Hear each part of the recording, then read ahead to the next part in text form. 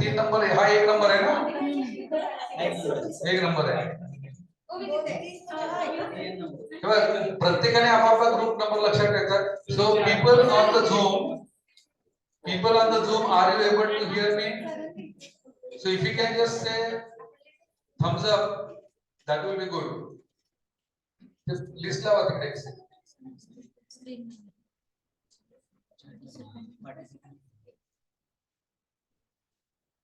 Participants on Zoom, if you are able to hear me, just raise hand, that's all, for a while.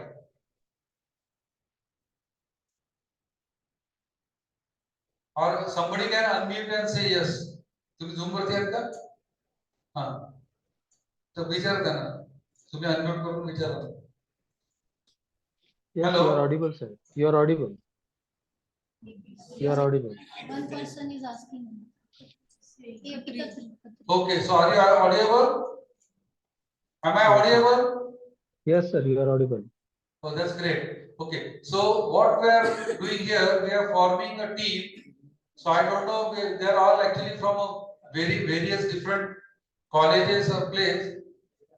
I am going to discuss 6 case studies, and 6 case studies are actually related with entrepreneurship and innovation in general. And I will define what kind of role every team has to play. Okay, so we'll go over these steps one by one. It would have been nice if these particular people also form their group and you just put them in actually in the Zoom meeting rooms.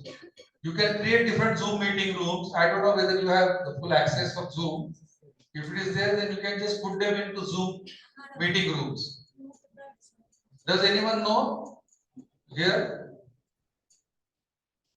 कोणाला माहिती आहे का इथे Zoom meeting room मध्ये कसं करायचं लोकांना, participants ना? And if they are in the, or you can just do it later, that's also okay. Okay. नहीं, so क्या है? Suppose if they are in each waiting room, they should be able to hear me. Otherwise, we'll have to go in each room and then talk to them. So right now we'll run through common presentation, and once it is done, then they can go in actually different rooms and they can do that. Okay. So let's go to the slides. So let's go slide number 1. I'll just run through the slide number 1. So what are the case studies? So we'll form a 6 group, and here we have formed 6 groups. 1, 2, 3, 4, 5, 6. All of you are here, and you can work on a chosen case study and come up with your presentation.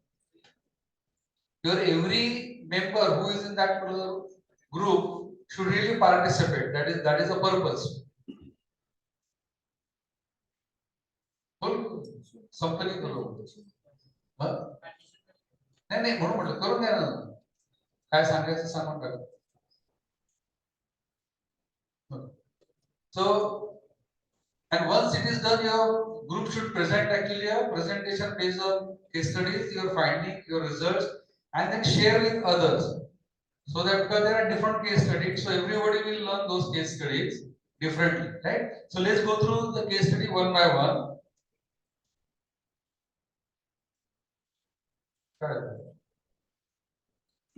Presentation is okay. So what are the case studies? So case studies is market disruption. I'm just naming them right now. Okay, what are the case studies? The market disruption, because we have to study all aspects of entrepreneurship, right? So it's not only some kind of a product and startup kind of thing. So we're going to learn different aspects. So market disruption, here we have to pick up certain things and say that what kind of market disruptions have taken place and what we want to study out of that. That is another point. Then you have to pick one another, this has to become a startup success story. Define a startup success story. You study that startup success story, how did it work, did not work. That's a concept. Third is corporate innovation. What type of the corporate innovation you can think about it, and what are the benefits, not benefit. Fourth is social entrepreneurship. How the social, and we'll give this presentation or this slide to that particular group so that you can refer to this. That's the advantage. Okay. Then social entrepreneurship. Then technological innovation. So the technological innovation, how actually is help or not helping, and global market entry. How the companies actually enter into the global markets and try to do that. So these are the case study. So otherwise, would I just done as a randomly to select 1, 2, 3, 4, 5, 6. But as we have formed 6 groups, these 6 groups are defined. 6 groups are defined, and actually group 1 will pick up market, group 2 will pick up startup success story, 3 will pick up corporate innovation, 4 social entrepreneurship, 5 technological innovationship, and global market entry. So these 6 group have got defined task now. Okay, understood? But don't worry, at the end of that, you will also come to know what others did, right? And so go to the next one. So under market disruption, what we are going to do? So under market disruption, our problem statement is analyze a recent market disruption caused by a new technology or a business model and its impacts on existing industry. So this will teach you how the market disruption takes place, how the businesses work in those particular areas. And what you need to do is you have to research and identify a real world example of market disruption caused by innovation. Okay.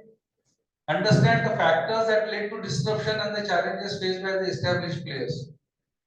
Because once you do market disruption, it means that you are disturbing the whole, you are shaking up certain things, right? For example, a Kodak film, which is a standard one, right? But don't take the same this thing. So Kodak film, how it was actually disrupted, but the Nokia came into the picture, mobile came into the picture, not another camera, but digital camera came into the picture, and the Kodak went out of the business, which was for centuries, which was running. That's a market disruption, is a very classic. So we can have some other one, right? Then analyze the implication of disruptions on the industry, consumers, and the economy, right? And fourth one, discuss potential strategies for existing companies to adapt and stay competitive and sustainable.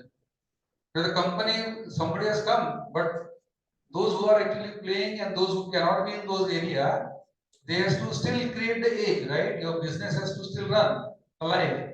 And actually, you just cannot go say, "Oh, he has come, I just run away from this." That cannot happen for an entrepreneur. So this is the study case. Then go to the next study. Startup success story. Explore the journey of a successful startup, including ideation phase, growth phase, strategy, key factors contributing to success. How that particular company did that. And what we need to do that again, startup, its origin, vision, what is the early challenges faced. This should be available everywhere. You just research because that's an activity what you need to perform, right? Investigate the strategies, what you think they must have adopted. So here practically we are going in their shoes and trying to do that is a task there. Analyze the role of leadership, team dynamic, company culture, how what they did to do this.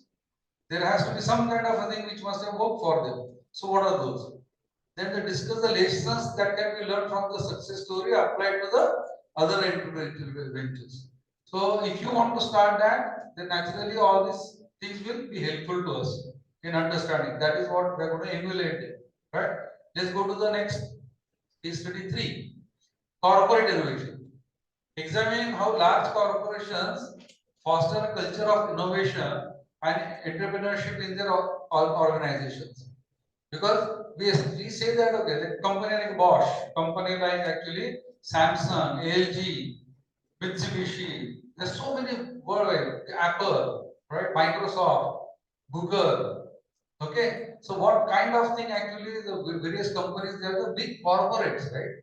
Or maybe HPCL, IOCL, they're the giants, or maybe LIC for running. So such kind of a big corporation, if they are not done or they are done, right?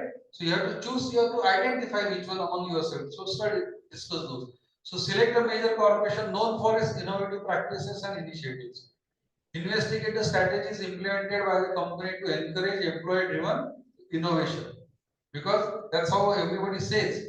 Your organization says, right? We all nurture innovation in our institute. We give, we promote, we tell faculty, we tell students, to start the company, do that. It's nurturing, right? There's nothing different than that. So how the corporate must have done. So successful innovation project, whether any such kind of a product was established in market, we know this particular product which came out of the corporate world. They were doing something, but because of this innovation, something came out of that. Say, for example, a company that was doing something, and some group within saying that, oh, this is too much, we are just going to go down, and some group creates something, and the management likes it, and then they create that the product. So he's Mr. 3, right? 1, 2, and you know, he's a part of the team number 3 or 4. 5. So there is always a competition. It looks like team number 4 and team number 5 wants him. Good. Okay. So that's a corporate innovation. So discuss the benefit of corporate innovation in that particular context. So let's go to the study case 4. So social entrepreneurship. In the social entrepreneurship, study the impact of social entrepreneurship venture in addressing a specific social or environmental issues. And that's the larger. So let's what we are going to do. We are going to choose a social entrepreneurship venture that focuses on relevant social or environmental problem. Research the motivation behind their venture, why they did that, what is the motivation, how they really started it. So what is his number? 6. So okay, he's in group number 6. So here group number 6 and he's part of group number 1 again. We are auto assigning. So this is called an auto assignment. It's a model. They research the motivation behind the venture and methods used to address the issue. Analyze the outcome and impact of social venture on the targeted communities or ecosystem. Whether what is successful, not successful, what they are doing it, who is the brain behind that, whether it's really created some kind of, you must have seen some kind of a success story in the Amitabh Bachchan's, what is that? Kaun Banega Crorepati, right? He calls such social entrepreneurs and this thing and how they created impact, right? So such kind of social entrepreneurs, to study them, right, and emulate them to some extent. Then discuss the sustainability and the scalability of such entrepreneurship initiatives. We're just going to go there, just going to go vanish behind these people, or will it continue? Okay, have they taken some kind of a step, or it just looks like they are just doing it? For example, Baba Amte's case, right? He started it over there, but the next generation is actually Prakash Amte did that. Prakash Amte's son Digan, he is into it. So next 3 generations now actually into that. So that's the one. I'm just giving you one example, right? So you could find many examples, right? Then go to the next 5. Then technological innovation. Explore the development adoption of a groundbreaking technology and its potential to disrupt multiple industries. Okay, so identify such technological innovation that is potential, which has widespreadly actually have created impact. Investigate the research and development journey of the technology, including what are the milestones. So basically, it's a study. All this is nothing but a study. You are not innovating something, but you are finding it out what it is. Okay, and I'm sure actually after doing all of this, then there could be your own idea, then you can implement it, and that could be one more as a study. Even if you have your own idea, then the whole success of this entire 5 day would be how do you implement those in your this thing. So that could be one of the biggest real life study for you, which you can come back after 1 month, 2 months, 3 months and jot down what was the outcome of this particular workshop and was it actually beneficial to you in your own startup or enterprise, and could you deploy certain mechanisms out of that. That's another way. So discuss those kind of ethical, societal implications of the technology on these implications. Then go to the 6th one. 6th is actually global market entry. So group number 6 will examine the strategies by company to enter and establish itself in a foreign market successfully. There are many foreign companies, those who came to India, got established themselves. There are many Indian companies, those who went to outside market and actually established. You pick up anything. There's no right or wrong kind of thing in this. You can choose your own and then find out which one is there, right? So find out the challenges faced during those expansion. What kind of things they must have done? Did they actually go and promote something some specific way? Because establishing yourself or company into the export market is not an easy. Even if within your own known market, for example, if you identify a problem and that is within your own group or within your own region, it might be relatively easy because that's what the problem has been chosen and trying to do that. But once you establish yourself and you want to go and establish outside, then the market is unknown, challenges are unknown, competitions are unknown. So you have to do a lot of things. And there must have been some particular companies, those who successfully did that. Right? There are many companies which you can look at it. So they are the sixth one. So is this clear? Because all the six definition you don't have to remember in your mind. This entire presentation or that particular portion as a whole is available to you. You can just pick up that one. You can form your group, WhatsApp group or what it is. Keep that in front of you always so that you know 1, 2, 3, 4, 5, 6 what you need to do. Right?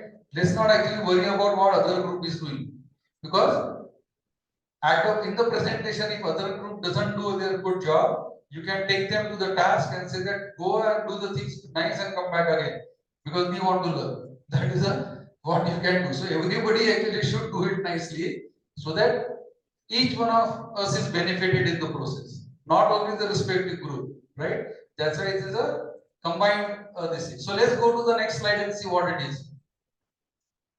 So then I would like you people to do a group evaluation of the case study. I am not going to do group evaluation on the rating of 0 to 5 or 0 to 10 or what it is. You can just put a criteria across. So these are actually nothing but 3, 4, 5 criteria. What you can just roughly select and case study 1 to case study 6. You can use 0 to 5, 0 to 5. Every person can, and every person can be evaluated. That is the group who is presenting and all of the groups giving marks to them in their own way.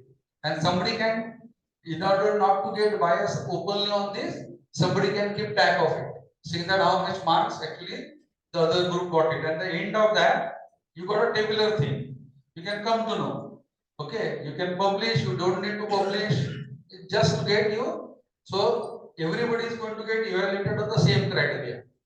There are no different criteria for this. So across, even though the case studies, business cases are different, the criteria of evaluation is going to be the still same, right? So what are these? Content and research and knowledge. That is basically what knowledge about that case study problem this particular group has done. Analysis and critical thinking, how they applied it. Presentation and communication skill. Creativity and innovation. Even though case study, what kind of innovative mindedness they put in, right? Because it's not that somebody else's innovation, but your own activity. How do you do that? And its impact and practicality.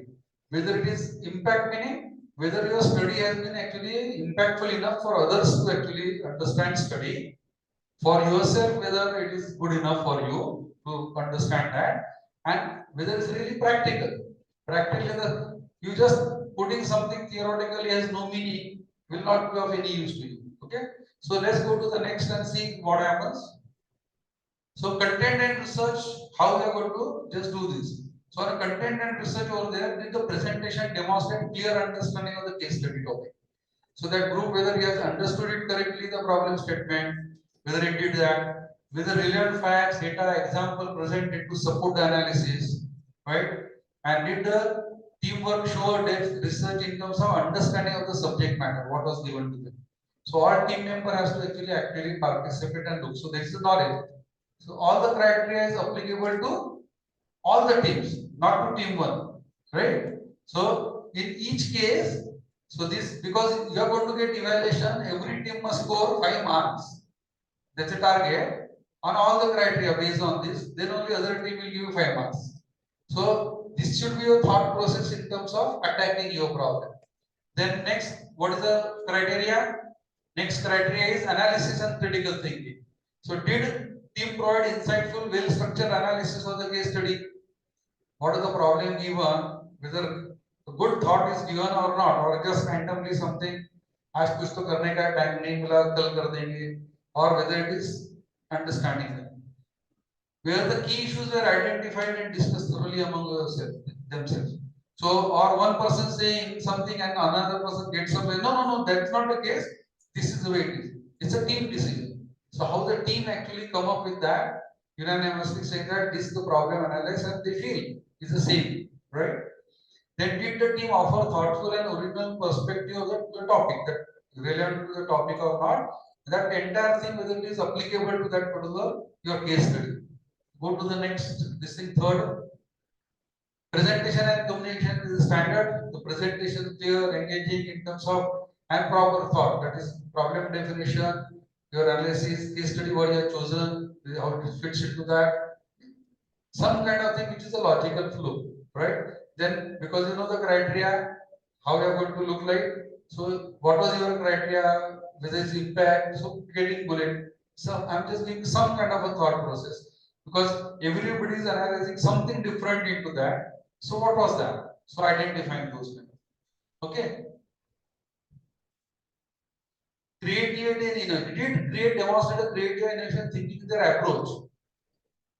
कि कुछ तो चला, कुछ तो बना के देने का 5 दिन के लिए अंदर में आज के लिए तो we just did something.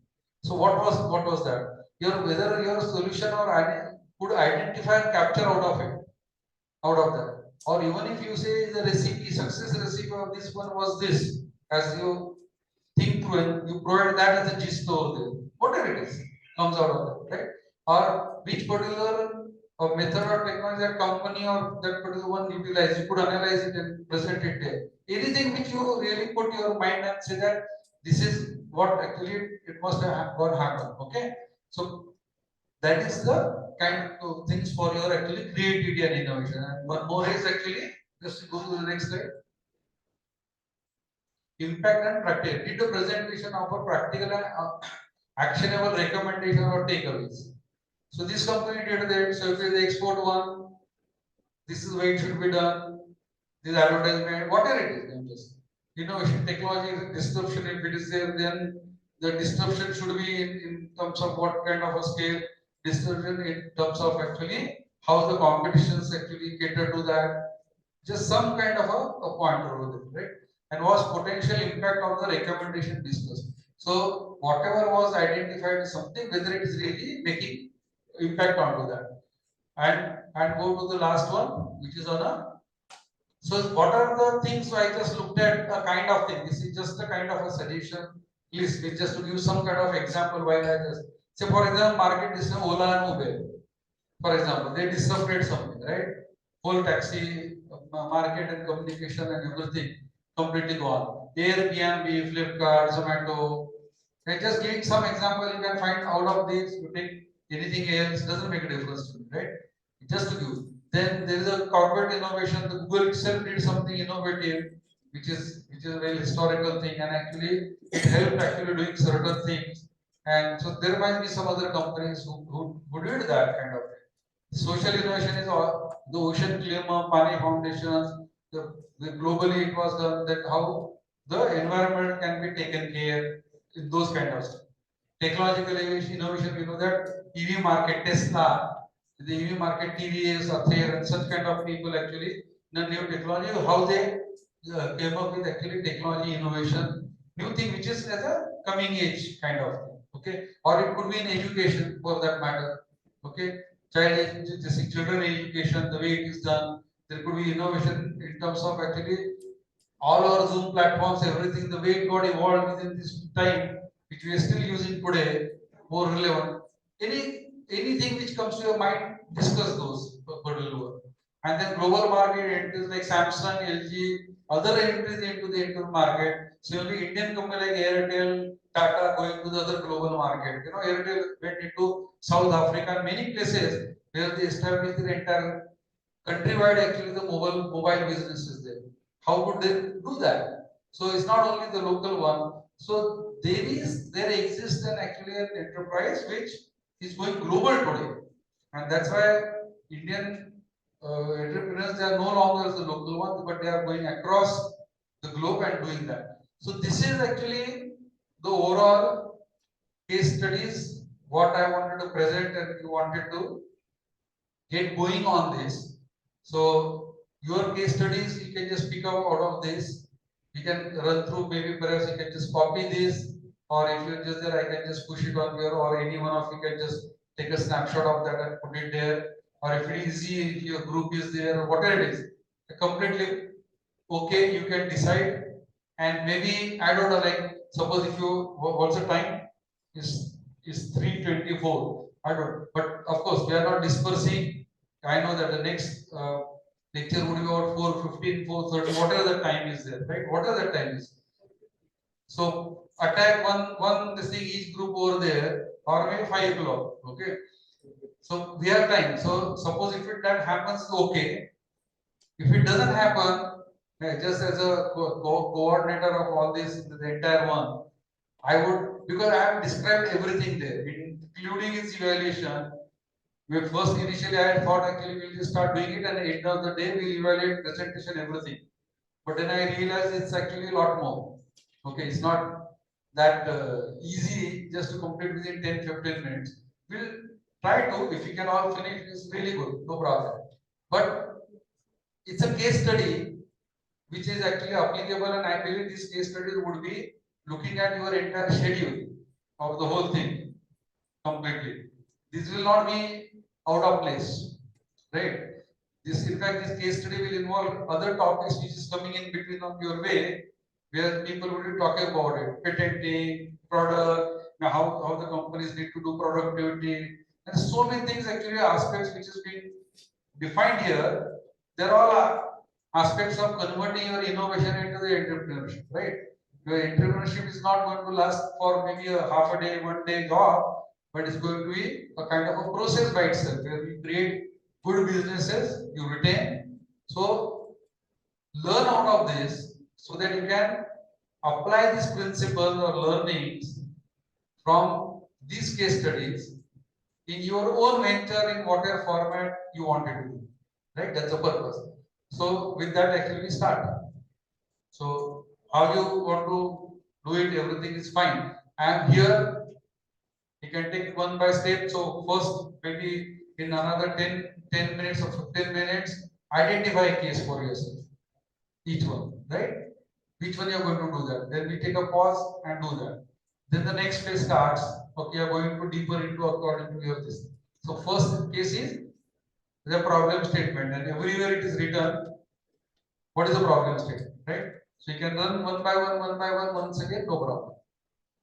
Okay? Yeah, yeah. Right now it's by group, but you can sit across the room wherever you want, but not outside the room. Okay. तर तुम्ही पहिला तुम्हाला दाखवायचं, कोणाकोणी कॅप्चर केलेलं नाहीये, ग्रुप वाईज कोणी capture करायचं राहिलं आहे ते दाखवू का? मी पीपीटी इथे मोबाईल वरती पण आहे, तुम्ही जर कोणी चालेल लगेच करून टाका.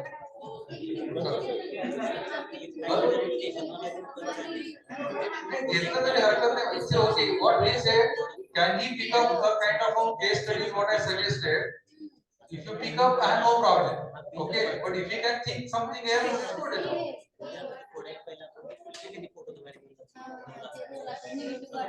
The 6+6.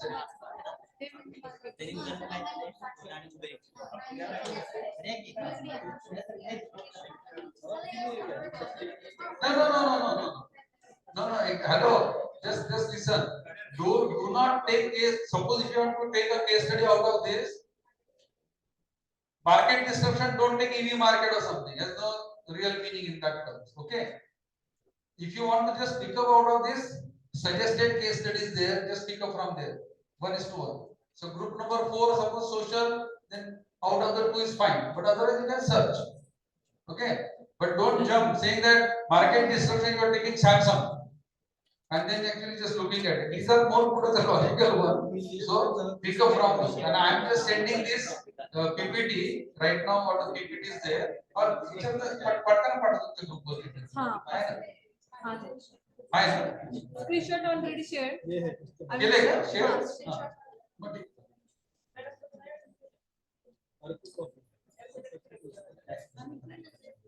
आणि PPT पाहिजे तर तुमच्या याच्यात तुम्ही माझ्या इथं पण पाठवू शकेल.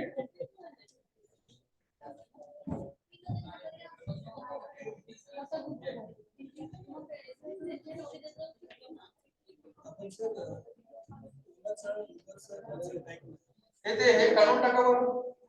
ही स्लाइड काढून टाका. याच्यात चूज करायची दुसरी चूज करा ना.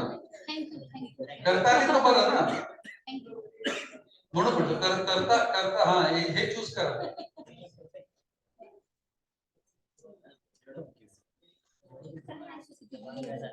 इकडे येऊ दे. सरका जरा.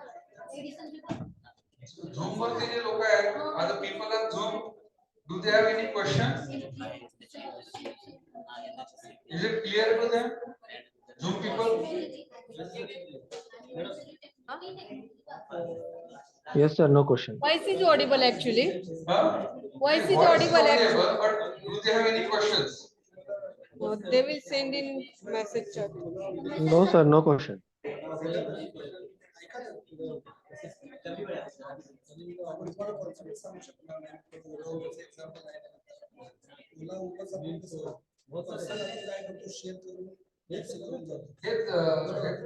पॉवर आहे का इथे पुढे?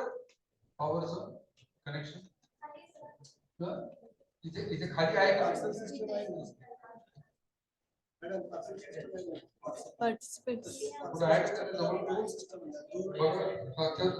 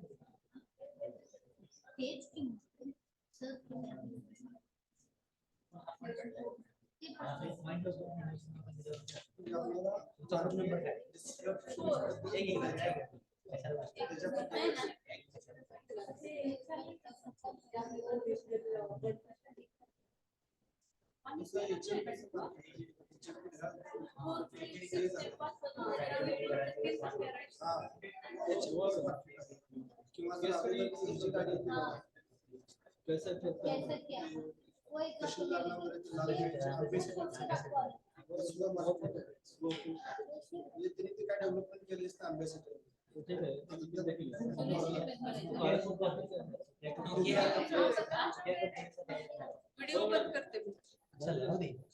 कशाला राहू द्या, आपण दिसतोय सगळीकडे दाखवते का?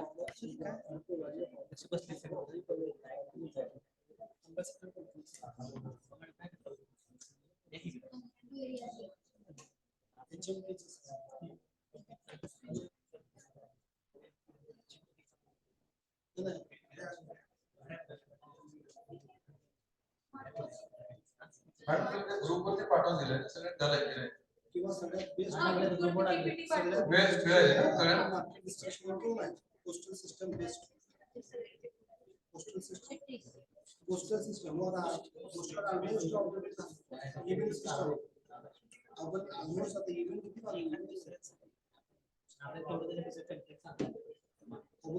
पोस्ट कार्डचा ईमेल किती सांगू शकतो सिस्टम आता सध्या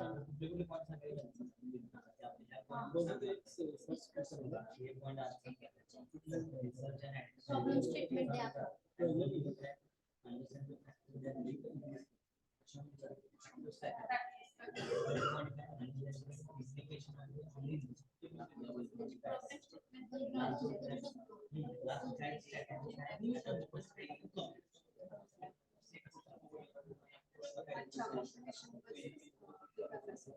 सर्व एकच बनवा.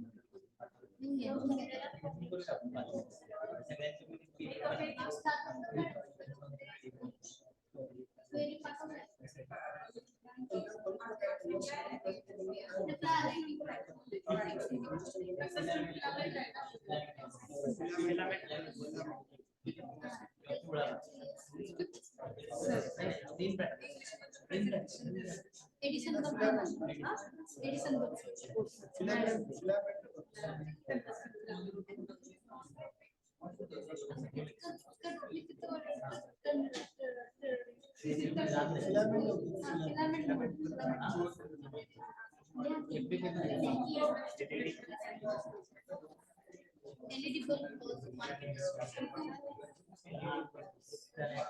Problem statement. This has been because Problem statement description of disruption of filament pillars.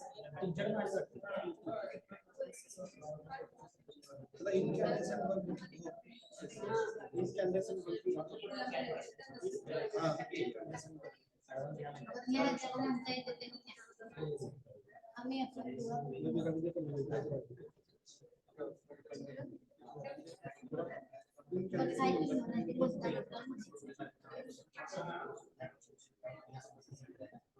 Incandescent bulb.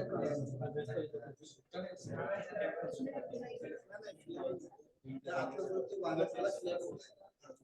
Slab म्हणजे काय? तर bulb मध्ये एक wire हे असते. नाही आपण त्याला एक clear त्याला आपण एक Description of incandescent. त्याला एक वायू घालायचा असतो. Vacuum. व्हॅक्यूम काढून नाही तर ते कसं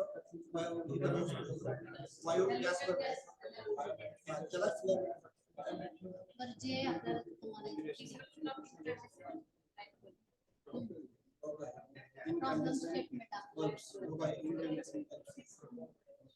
Description of incandescent light bulb. Light Problem. Light problem statement by पाहिजे की आपल्यामुळे हां इंट्रोडक्शन ऑफ एलईडीज मध्ये लाईट इमिटिंग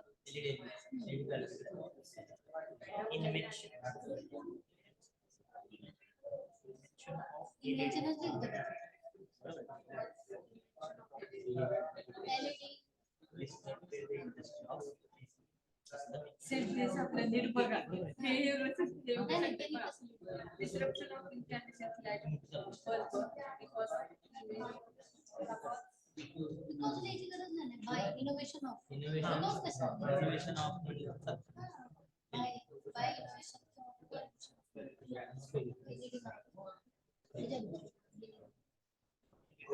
सेकंड स्टेटमेंट काय होतं त्याचे disadvantages कुणाची त्याला prove आपण केलेले. light is energy saving. ते मोस्ट पहिलं save energy It is less flexible to the voltage fluctuations. Electrical पटकन प्रॉब्लेम स्टेटमेंट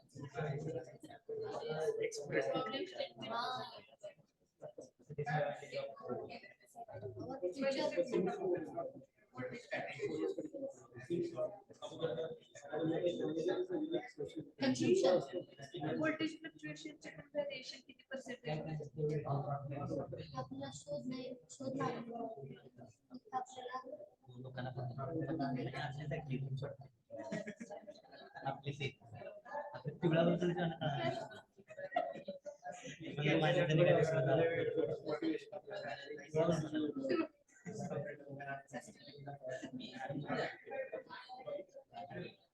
म्हणून मध्ये पिवळा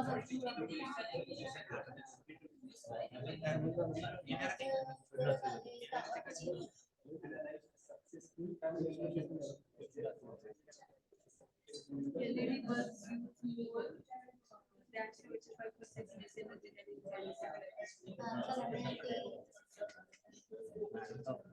Voltage fluctuation produces more energy.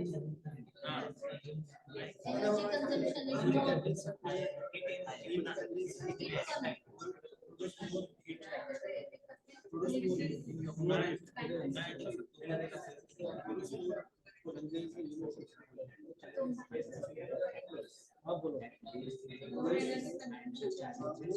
Is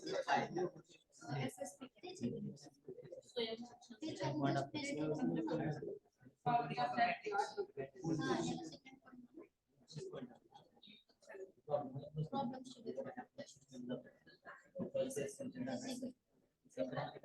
energy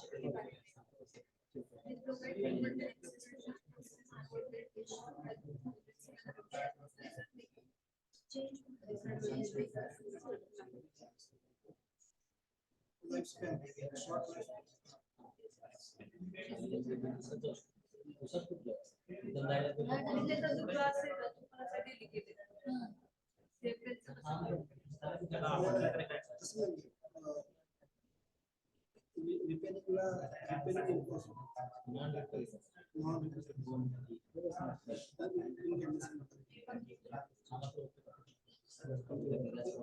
Yes, shorter lifespan. Shorter lifespan. More fragile. More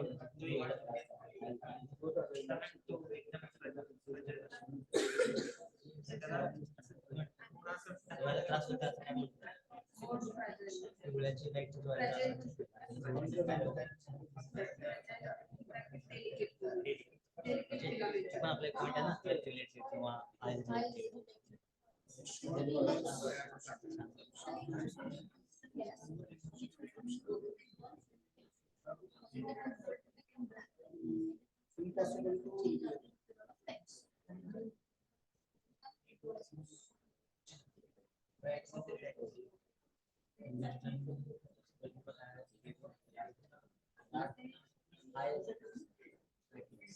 Right. More intensity. Light intensity. Light intensity. For harmful for eyes. Harmful for eyes. Not energy efficient.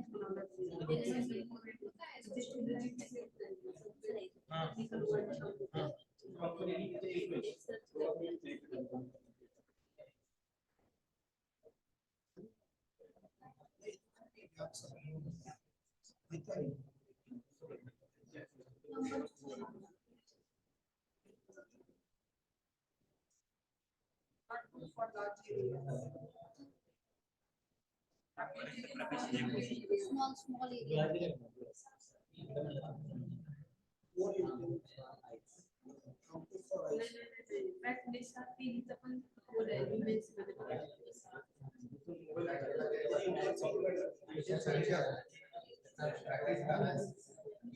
Intensity जास्त तिकडे बघा madam ऐका voltage जास्त घेणार बरोबर तो जास्त heat produce करणार नाही जास्त एनर्जी जास्त यूज करणार तो हीट जास्त प्रोड्यूस करणार harmful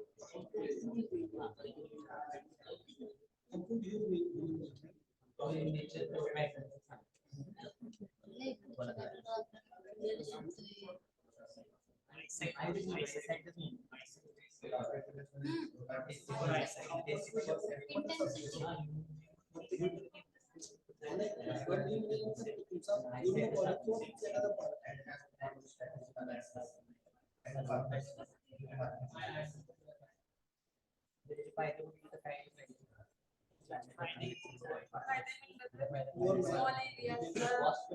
more like cost जास्त आहे cost जास्त आहे cost जास्त आहे. LED ला replacement LED मध्ये जर within period of time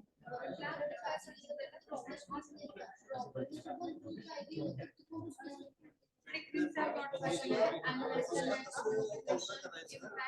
little bit more costlier than the incandescent light, but it has a more lifespan. Suppose it is run for 1 hour to 1 year to 2 years. Within the same span, you can buy more than that incandescent lamps. तिकडे महिन्याच एक वापर तर 60 रुपये तुम्हाला 600 रुपये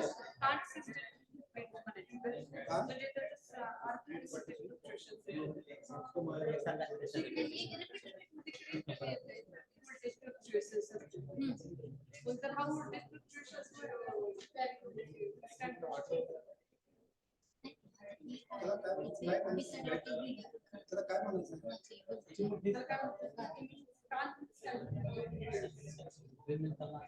म्हणजे कोणत्याच वेळेस जाते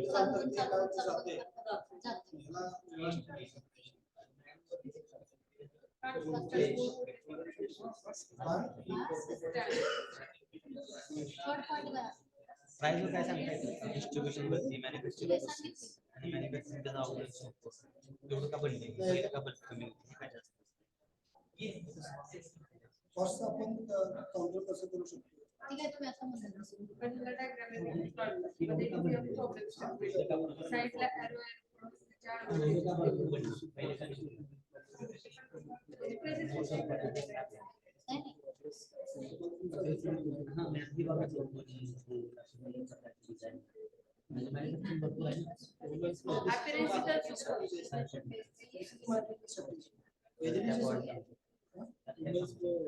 मार्केटिंग साठी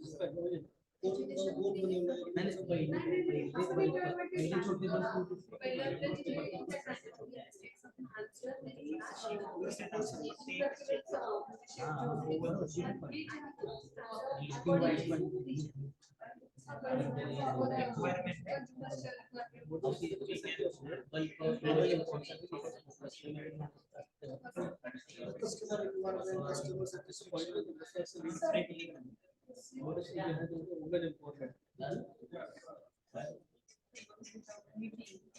Okay,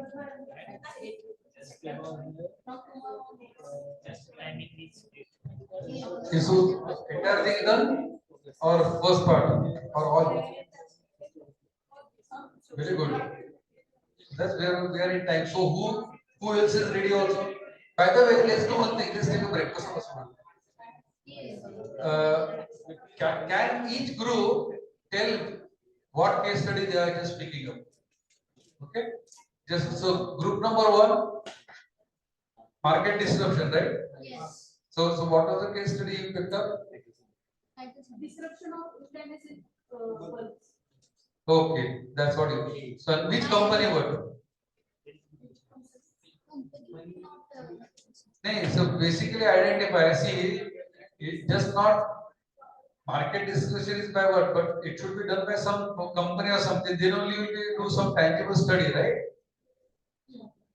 Otherwise, you won't be able to do that tangible study, right? Whether it is Philips or whether it is Bajaj, Surya Bus, Hamara Bajaj, whatever it is, okay. So unless until you pick up that, otherwise how rest of the things you choose. And also identify. No, but there is one thing. As far as the bulb is considered, bulb.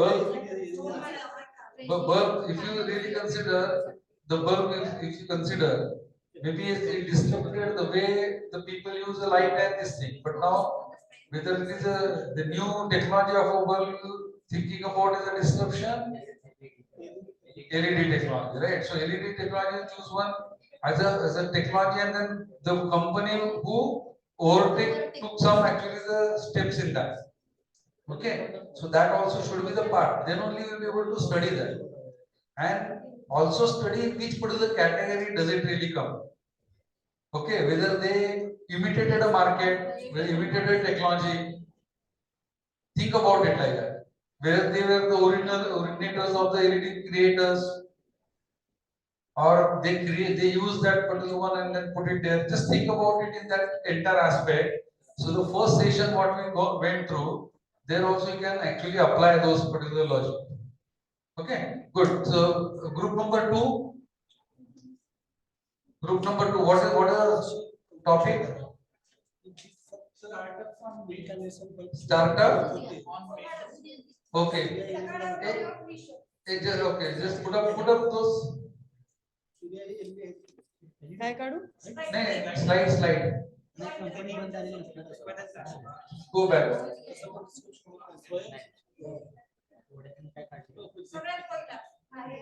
ठीक आहे. Second one. Go to the startup. Second, त्याच्यानंतर.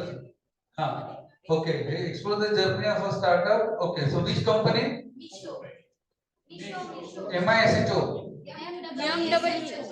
Okay, Misho. So there you are going to put all these points and then do that. Okay. Then third one, corporate innovation. Who is the third? Okay. So third, what I have chosen? Samsung mobile. Okay, Samsung group as a mobile. Okay. Then for social entrepreneurship, who is the fourth group? Okay. What was the pick up? What you pick case study? Swayam. Okay. So what they do? They empower the women. Women's education. Education. Okay, fine, good. Then technological innovation 5. Group 5. EV technology. Any specific company?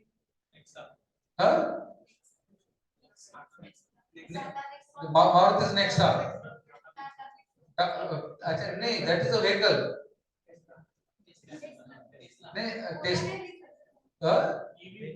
EV, but are you choosing which company you are studying? त्यांनी choose केला ना कुठली company? Okay, see basically again, see EV is actually a technology, but naturally you are going to study not as the EV as a technology, right?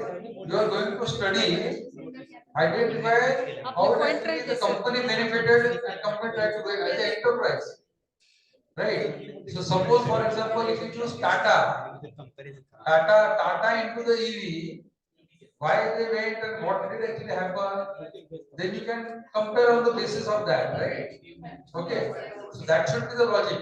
Apply all these actually over there, and whether Tata which was unsuccessful, whether it is successful because of that particular path, whatever it is, your analysis. Okay, the next one, global market, who's six? Okay, what I have chosen? Huh? Tata Motors. Okay, so recently they went to the UK market. That's what you have picked up post. Okay, fine, good. That's okay. So good. So at least all case studies they are defined. The group number two, right?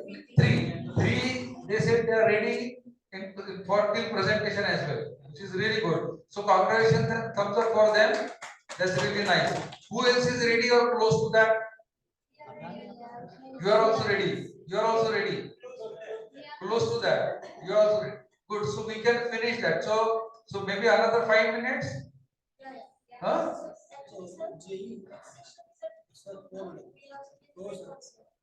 Next is 4, but he said he's going to come late. Madam, Now. असं What? झालं. Huh? Yeah, presentation is. What I'm saying, because others should listen. So that's the reason I said give 5 minutes, so others can actually finish. So after 5 minutes, we are going to actually stop and then go for a presentation itself. Okay?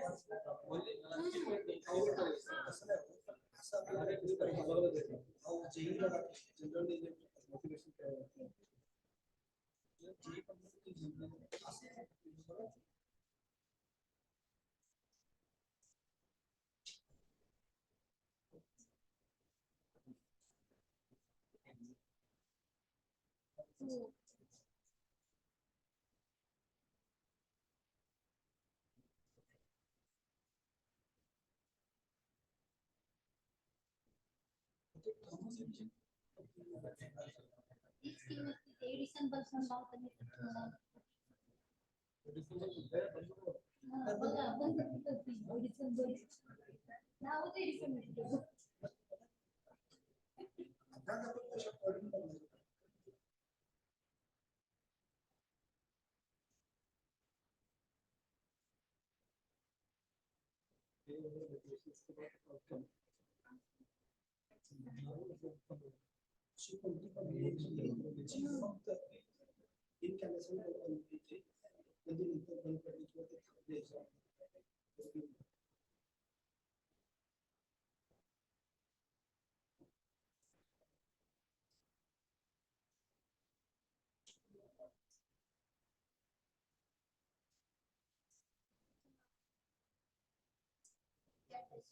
Surya Bajaj Travels. Edison and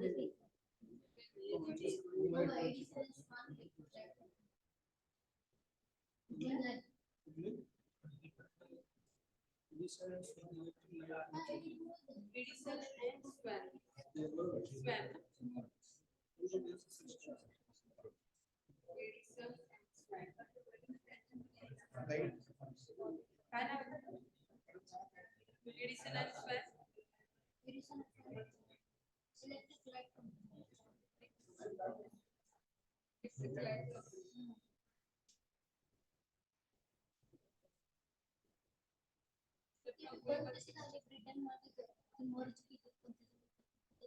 कशामध्ये मर्ज केली? Britain.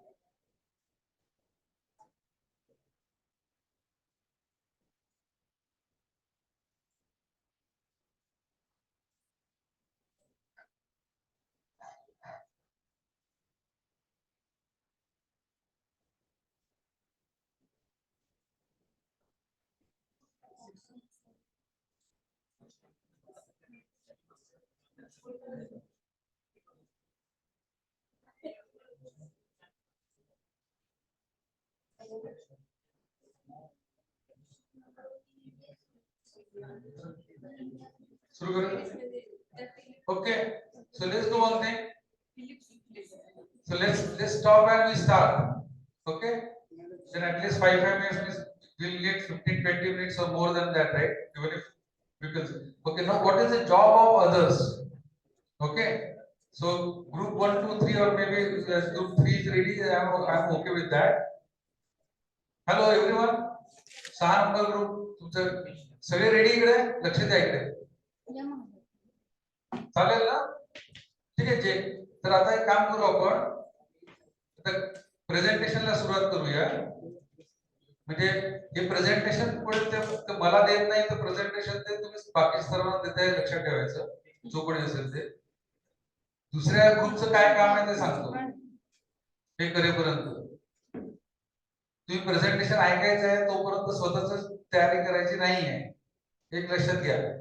हे teams मध्ये सगळ्यात महत्वाचं शिकण्याची गोष्ट ही आहे. मी माझं बघेन तुम्ही तुमचं बघा असं नाही आहे. ओके, तर तुम्ही सगळ्यांनी नीटपणे ऐका. ओके, कारण की ते ऐकायला तयार नाही अजून. ते म्हटलं ते अजून पण टीमच्या बाहेर जायला तयार नाही. आता टीम संपली. ओके, आता अक्रॉस टीम. ओके, तर त्या आता काय करायचं आहे की यांचं प्रेझेंटेशन झालं की तुम्ही तुमच्या ग्रुपमध्ये ते सगळे जे काय 4-5 पॉइंट आहेत. किती पॉइंट आहेत माहिती आहे? पॉइंट नसेल तर समोर ते पाहिजे असेल तर ते स्लाइड ठेवा. अनालिसिस वाले पॉइंट समोर ठेवायचे. जा पुढे पुढे. हा, ओके, हे सगळे पॉइंट आहेत. या तुम्हाला 1, 2, 3, 4, 5 आहेत ना. 5 पॉइंट आहेत टीम वरती. तर ते सगळे झाले तुमचे ते पॉइंट सगळे की आता टीम 3 ने करते आहे सोडून. तर ती टीमने 3चं प्रेझेंटेशन जे करत असेल त्यांचे जे मार्क आहेत ते नाही तिथे ते करत असताना ते मार्क राहतील. तर बाकीच्यांनी जे आहे ते तीन टीमचे जे मार्क आहेत ते मला सांगायचे प्रत्येकाने. ओके, प्रत्येकाने टीम 3चे मार्क एक तुम्ही युनानिमसली सांगायचे आणि मला येऊन सांगायचे. मी ते नोट डाऊन करून ठेवणार. मी ते कुठल्या ग्रुपचे काय असं नाही माहिती. मी फक्त एक आहे ना 2, 5, 3, 2, 1 असे ऍड करून त्या ठिकाणी फक्त स्टडी करून ठेवणार आहे, स्टोर करून ठेवणार. ते कोणाला सांगणार नाही. ते कोणाला इथे दिसणार नाही. इथे नाही दिसत माझी स्लाइड. ही स्लाइड फक्त माझ्याकडे. ती सगळी झाली म्हणजे बायस नाही परत. मॅडमच्या म्हणून त्यांना जास्त मार्क द्यायचे असं काय करायचं नाही आपल्याला. पण मॅडम एकदम प्रेमळ आहेत त्या ते तुम्हाला सगळ्यांना मार्क देणार आहेत. त्याच्यावर तोही काय प्रश्न. ओके, तर आपण सुरू करूया. तर 3 नंबर तुम्ही आता पहिल्यांदा म्हणाला होता तर तुम्ही सुरू करा.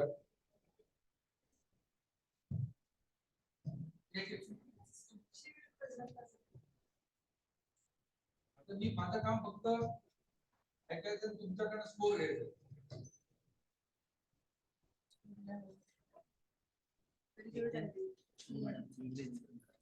प्रत्येकाचं नाव सांगायचं.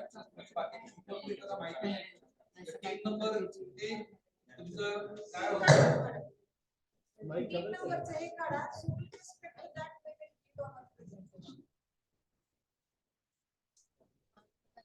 गेले होते की माग. हा, आला. हा, बंद आहे का? चालू आहे. आणखी तुम्ही सांगा नाही काय फक्त 3 नंबर 3 हा तुमचा प्रॉब्लेम लोकांना कळेल. लोकांना कळेल. Am I audible? No. Okay, good afternoon all. Now I am discussing here the case study 3, which is based on the corporate innovation. For that purpose, we have selected the Samsung mobile phones.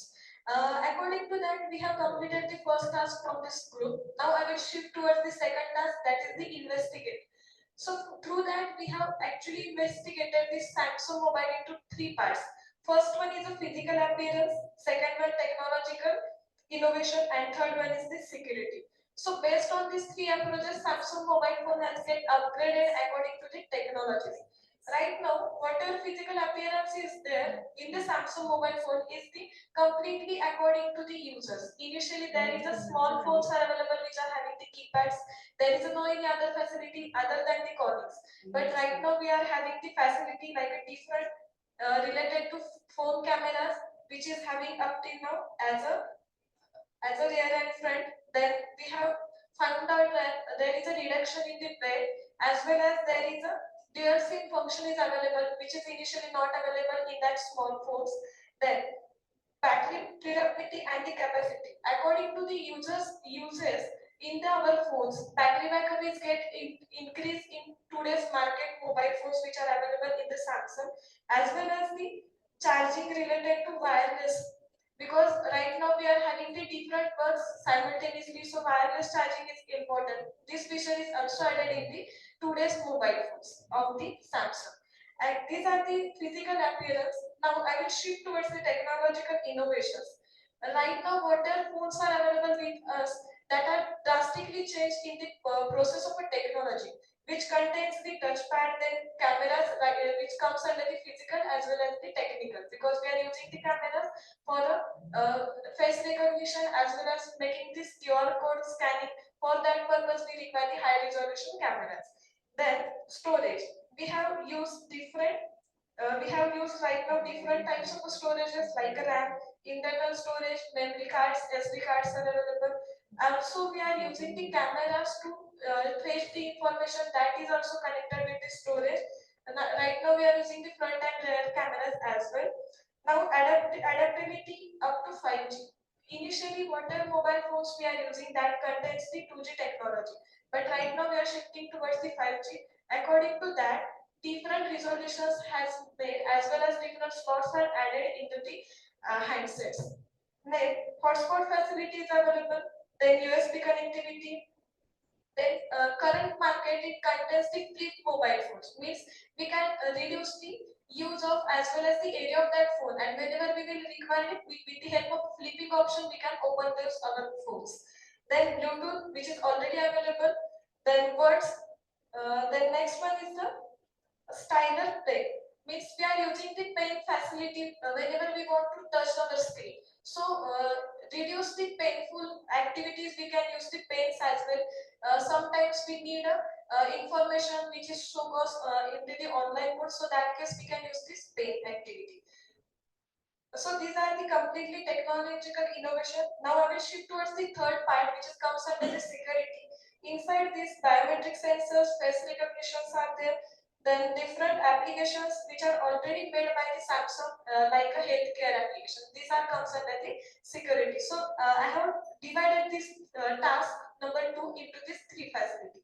Now I will shift towards the third task, that is the analysis of successful innovation project. So here we have calculated different innovations which are helpful for the success of Samsung. First one is in terms of physical appearance, then technological innovation and security. While maintaining all these aspects, cost of that mobile phone should not be go too high. Means it should be permissible to each and every member of a world. So complete price of this Samsung mobile phones are started with 10K to into the lakhs. So according to the users, it will buy that type of a phone and that will be get utilized by the people. And next I will focus on the turnover. Initial turnover. Actually I have forgotten. So benefits of all this facility. Right now I have discussed about sustainability. According to the sustainability, this is useful for each and every type of people which are available in the world. Means if we will consider the aspect of a financial concept, so we can focus on that. Company has made different types of mobile phones, so according to the financial aspects, the use of, means suppose engineers are using, then they can buy that type of a mobile phone. Doctors are using, they can use that type of features which are added into the handset. So according to that, they have made the availability of handsets. Now I will shift towards the benefits about the corporate innovation in the company for as well as the employees. So according to the turnover, that company also get the benefits in the market as well as the employees get the turnover. That turnover reflected into their financial aspect. So initial turnover means we have started from 2010 to onwards. 2010, the turnover was $133.94 billion, and now it is shifted towards up to second last year. Means if I will consider the 2022, the turnover was $233.13 billion. But if we will consider the quarter of 2023, it has shifted towards the 240.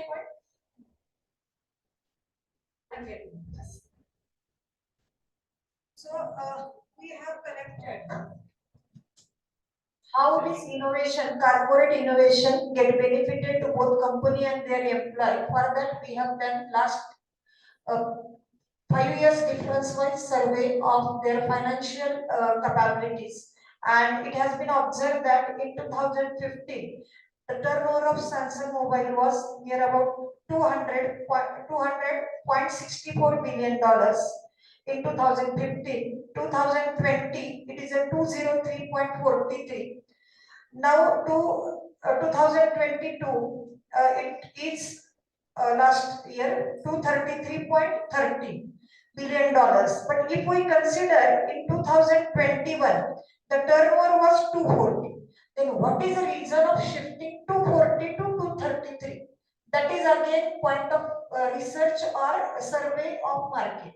Because in 21, Apple's all features were customers were much happy with Apple's features, and that's why in 2021 actually turnover of Samsung was more as compared to 2022, because last 1 year most of the users were security point of view, most of the users were compatible with Apple than Samsung. That's why somewhat market get reduced of Samsung. So, and that's what I can say, that corporate innovation means, I will tell with respect to that, I will take the example of Nokia. They haven't changed the technology, or they haven't, whatever market, according to market, they haven't changed themselves. That's why Nokia is nowadays, no, we cannot discuss about anything about Nokia, but if the point number 2 and 3, if we consider, then still we are sustainable in the market. That's it. Thank you for all. Thank you, and maybe, yeah. So any other people would like to just give the score on the basis of this particular point and this thing, group number activity या पटकन सांग मला मी लिहून टाकतो. नहीं sheet ने मला येऊन सांगा पटकन एक पटकन सांग दोस्तों.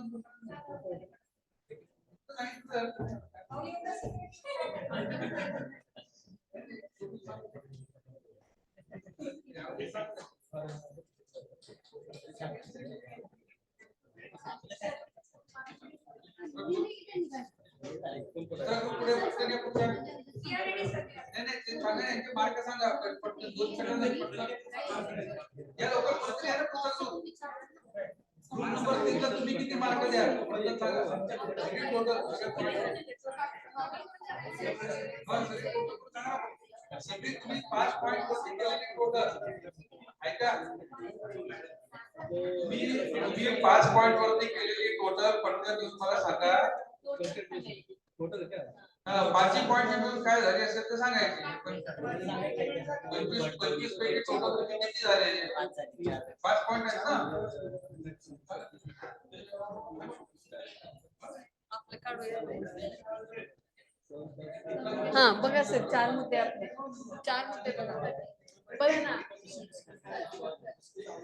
पुढचा काय अजून कोण राहिलाय डिस्कस झालेलं नाही अजून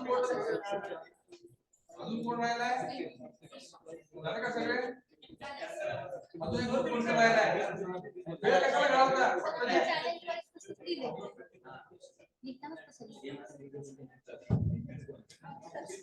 चला आता सुरू करा पुढचा कोण सांगताय प्रेझेंटेशन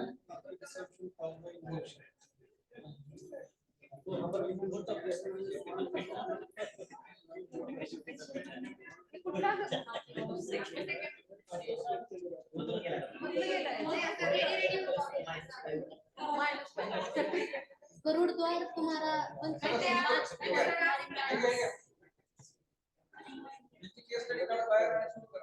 केस नंबर किती तुमची 2 आहे Yes. काय तुमचं किती नंबर आहे? 3 नंबर आहे. Second. This is my second. There only. That is that. Good afternoon all. So our case study is second startup success story. So we chosen Meesho. So startup success story of Meesho.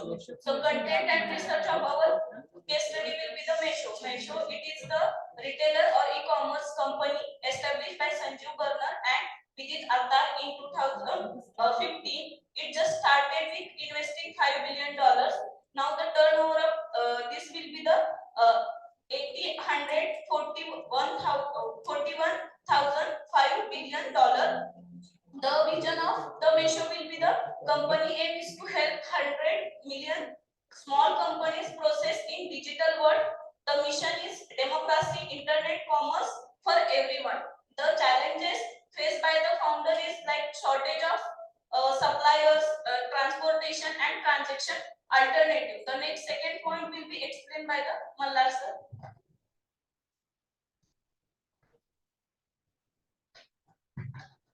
Second point, that is a investigate and innovative strategies and approaches. Initially what happens, Meesho did not started with D2C. D2C is nothing but manufacturer to consumer business model. Rather than they involved resellers in between them who are middleman between the manufacturers and consumers. They continued for same for 4 years from 2015 to 2019. Then they started D2C. Total gain transaction is as compared to 2020, 750% is users are increased.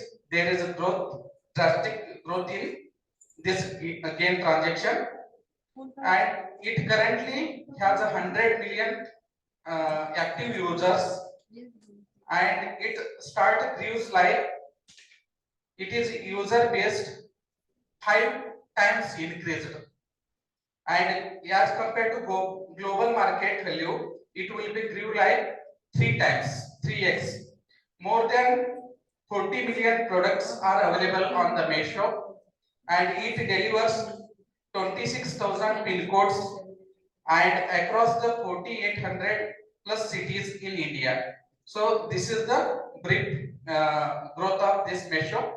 After that, I will hand over to Molkar Madam, analyze the role and team dynamics.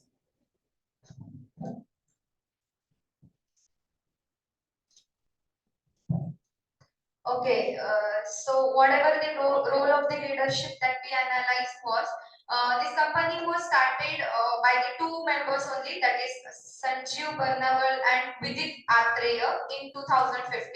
So they started their online platform. They both were working in the mobile industries. So they thought that whatever mobile industries we are in, mobile industries we are working, that mobile or that e-commerce we can convert into the online shopping. So as sir said that that was not D2C, it's not direct manufacturer to the customer. So they wander here and there, they found resellers, and they took a lot of struggles for searching manufacturers as well as resellers for the first time. So that was their leadership quality, and then they started hire, and then they made the team of resellers, manufacturers, and then their own. So right now there are 750 plus employees working in the Meesho, and whatever the strong company culture become more effective when they found that most of the resellers are the women. So Meesho was women entrepreneurship, we can say it like that. So they found that whenever that two founder members came on the ground and searched for their own resellers who have registered on that Meesho online, so that were the lady or they were the women. So what women are doing, rather taking any shop or investing on that, they are online registering on Meesho, and in their houses itself they are reselling. So that was the most effective and profitable part of the Meesho, that investment by the resellers was minimum. After some days, means right now after COVID or COVID period, everybody came to know that Meesho is a platform where resellers are taking the buying the products and reselling us. So right now it is almost direct customer platform that almost many of the resellers has reduced. So this was the overall analysis of the leadership and their startup success, where they came on the ground and found that the women entrepreneurs. So next, whatever discuss lesson that can be learned from this successfully, or the whatever learnings from this success stories will be shared by Karan Madam.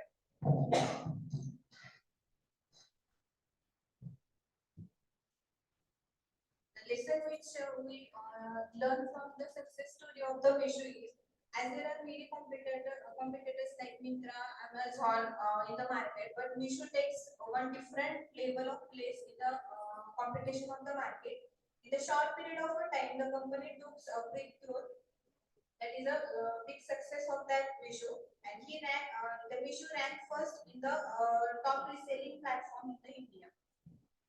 And one more thing I wanted to note that whatever earrings and whatever bangles wear by me are from Meesho only.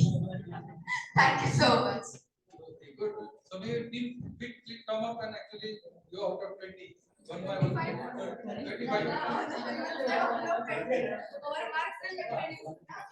You have to give marks first. 25 total.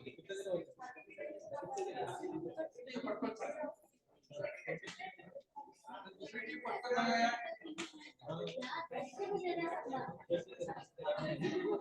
पटकन आया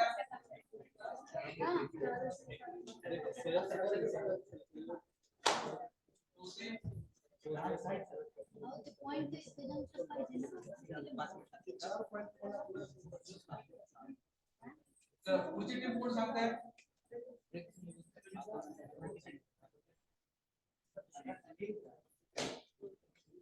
पुढची team presentation कोण करते किती number के time चालला ना 6 number miss नाही होणार. First point Sanga. Second point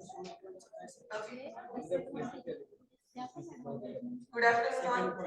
We are team number 6 with a case study, global market entry. So for this topic, we have selected the automobile company, a very well-known company, Tata Motors. So in India, it has a large share, but outside the India, if we consider worldwide, then it is having the large share in case of automobiles. Tata Motors is in the export from 1907. In that year, they are supporting. They are providing the light vehicles to Europe and America, which are the largest share of the countries which are purchasing the largest cars. Then after that, they realize that in 1970 that not only the light vehicles are useful for export, but they have done the market analysis where they came to know that the Saudi Arabia or countries like Oman and all, they are highly in need of trucks, the heavy vehicles, and that's why they started with those exports in 1970s. So depending upon the market situation and the customer requirements, so they are changing their type of automobiles which they are exporting depending upon the countries. So the light vehicles they are supporting to the nations like the Latin America and Europe, and the heavy vehicles they are mainly providing to the countries like Oman and Kuwait, etc. So that was the first topic that company we have selected. Then for next point, that is analyzing the market entry strategy, I hand over the mic to Dr. sir. So as per our discussion, we have analyzed or we have got the conclusion related to the market entry strategy. As per our opinion, we are thinking that the first important strategy they have followed that they have gone to the consumer, where what I can say, the purchasing power is high. Means what? Now they are exporting, or now they are sending their vehicles as per the or as per the word by the madam. They are sending it to the UK and USA. So what? That country having the high purchasing power. That's why their business is going to be increased. The second is nothing but they are manufacturing the vehicles which are needed or demanded. So as per the guidelines given madam, that in the Kuwait, Iran, they are not manufacturing the vehicles like what we can say cars. They are sending their vehicles like the trucks, where the demand is more is there. Then for expanding their marketing strategy, they are they are making the alliances or partnership with the market leaders. Means for that particular market, who is the market leader, or which are the companies which are leading there, they are forming the strategies there, and they are entered into the market.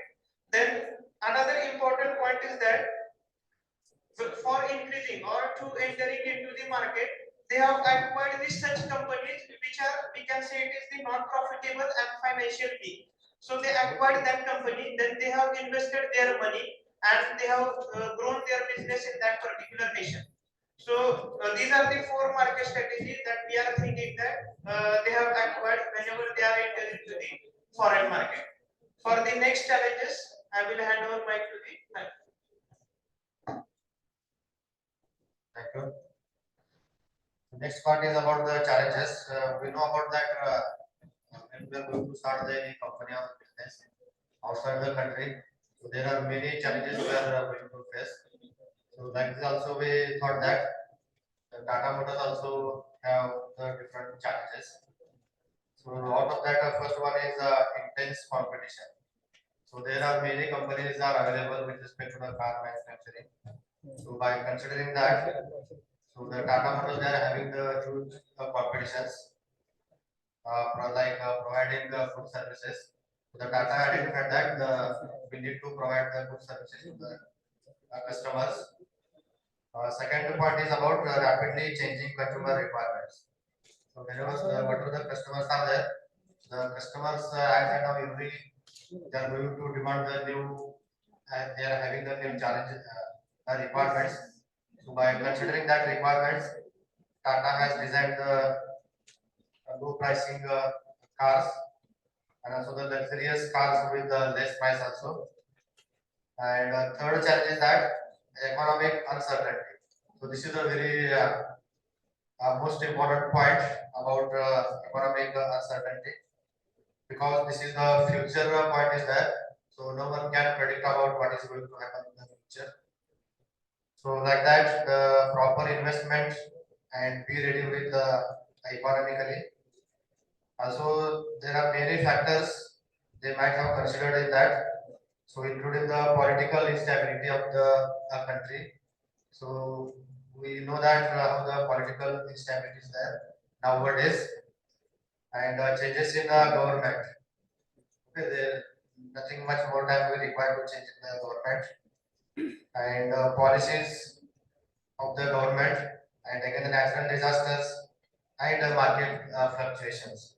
So these are the, we identified the main big challenges in front of Tata Motors. So they are going to open the businesses, operators outside the country. Okay. I hand over the chance to Devi sir for the next part. next point is, for going discuss the culture. As you know, in different countries they have different cultures. There are different policies. There are different terms and conditions.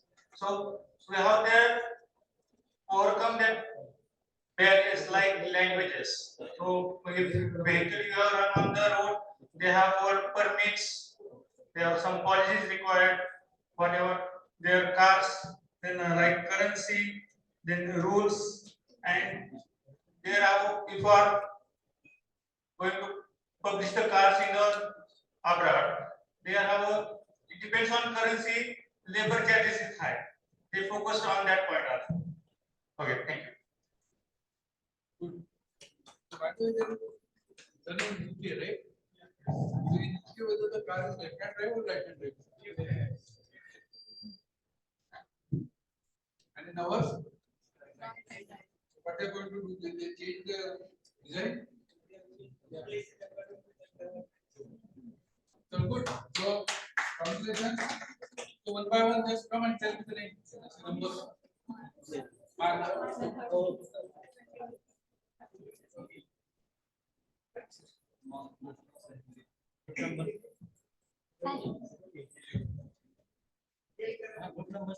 Six, I think.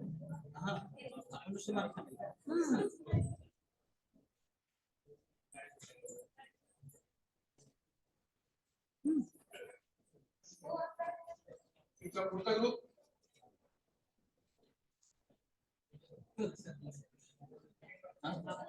हाँ six होता है ना अंदर लोग बोला तो six होता है ना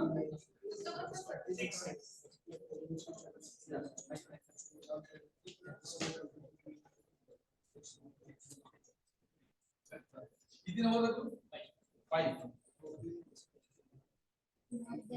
शुरू करें 5 नंबर लगा क्या 5 नंबर लगा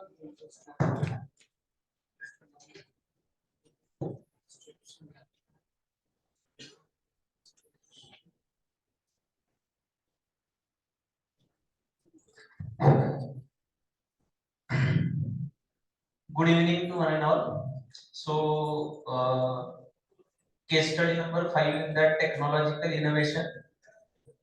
In that group task, first one point it is related to identify the significant technological innovation that has potential for widespread impact. So, I have identified one of the technological innovation that is EV technology, electrical vehicle technology. So, in that electrical vehicle technology, as we know that the demand of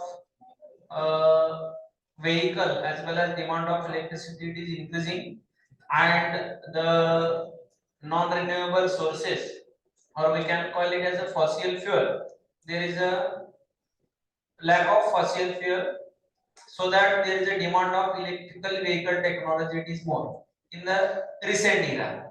Okay, so that we have identified that point related to technological innovation under EV technology. In that, we have taken one of the company who is the biggest manufacturer company of electrical vehicle technology, that is Tesla.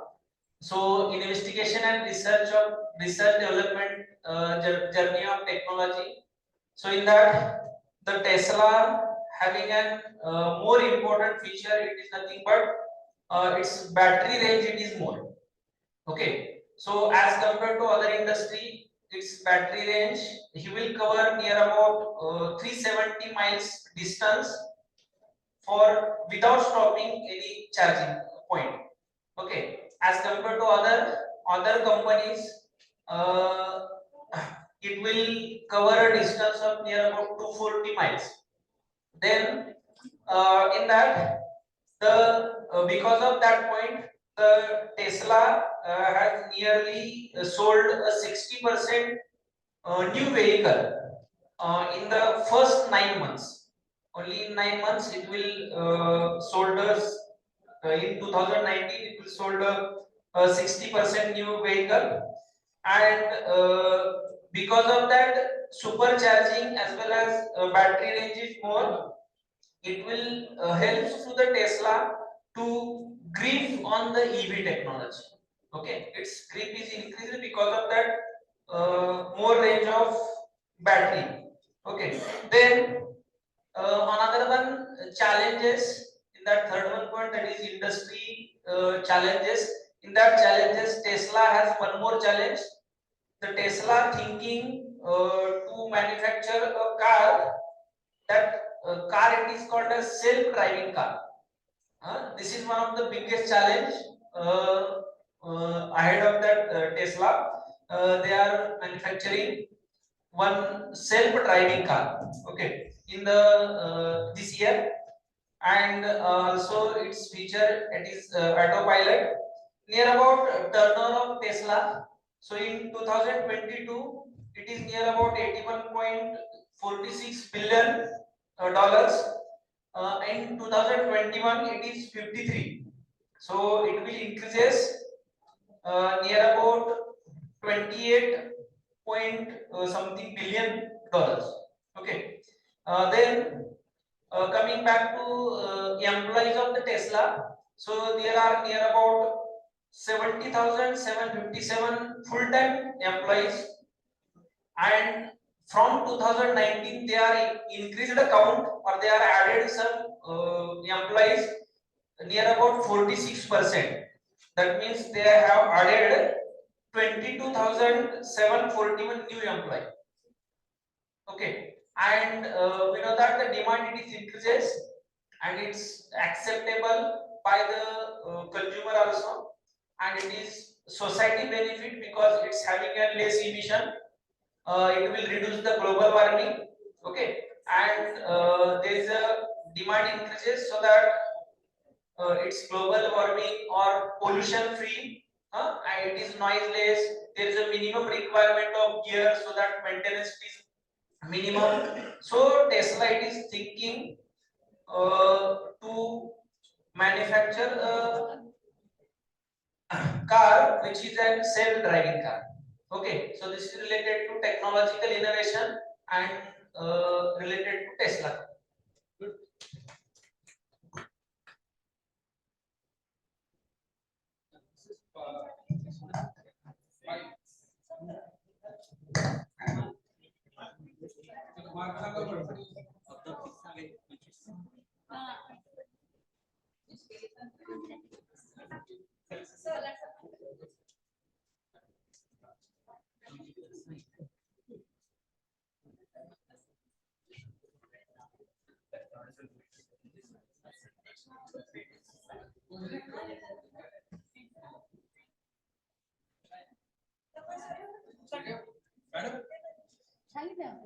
Madam, next speaker.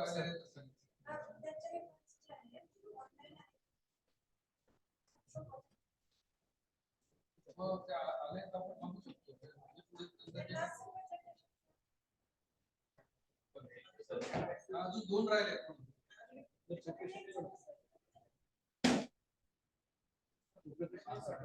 अजून दोन राहिले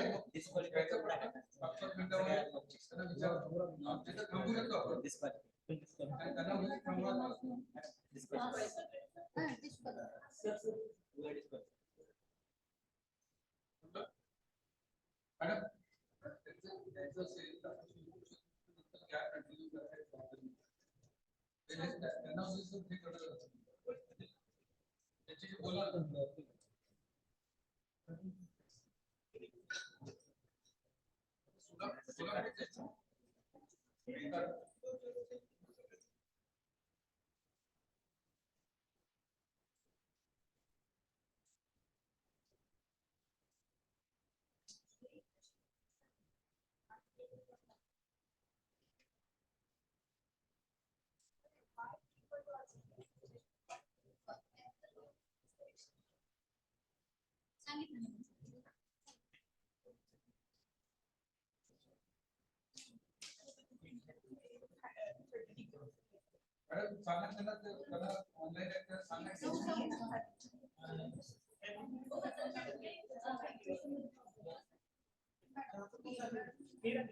मी पण राहिले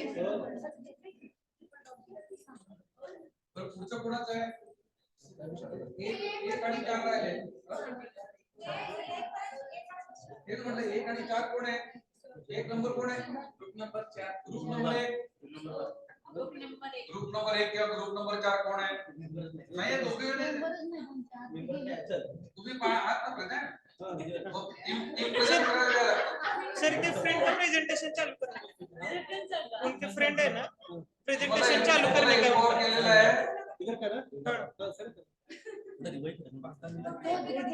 चार number कोण आहे चार number ची टीम पुढे या सुरू कर चार नंबर काय चल लवकर ये ना पटकन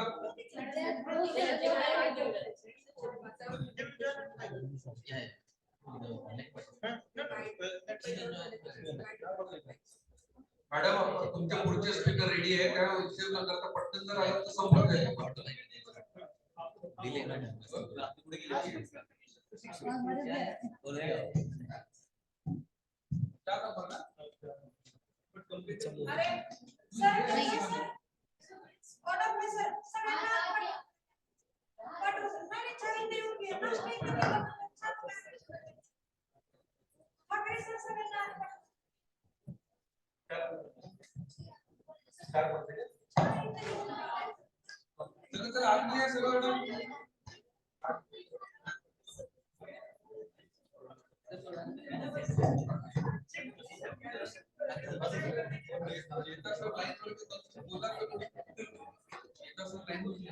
हाँ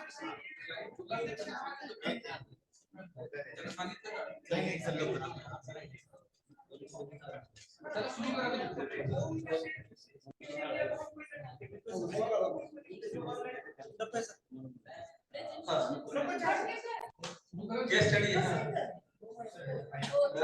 We have selected Swayam Section Prayog. It was founded by late Mrs. Prema Gopalan in 1998 after the 1993 Latur earthquake to empower the women education. It helped women in the area to become a farmer and entrepreneurs, making them financially independent and overcome the hardship after the disaster. The Latur earthquake. This necessity has helped women in sustainable agricultural practices, sanitation, nutrition awareness, and clean energy. And the impact is necessity has opened up non-traditional livelihood incomes, tripled the household earnings, and new social capital in exploited areas.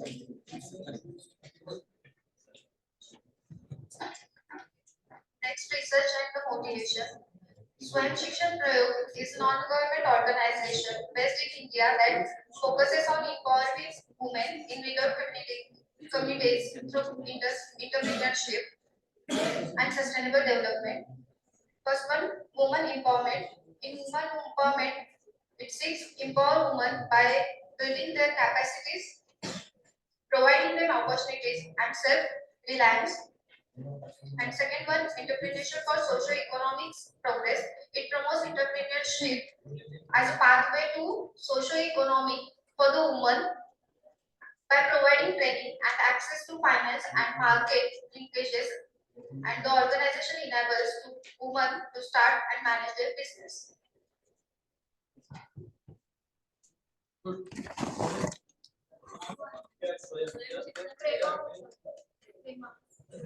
Prema Gopalan. Right.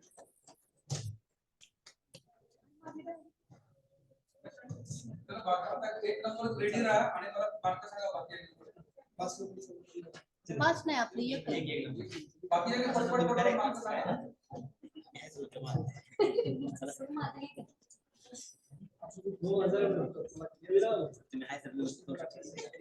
Sir तुम्ही बोलू शकता मग आम्ही तुम्हाला पुढे घेऊ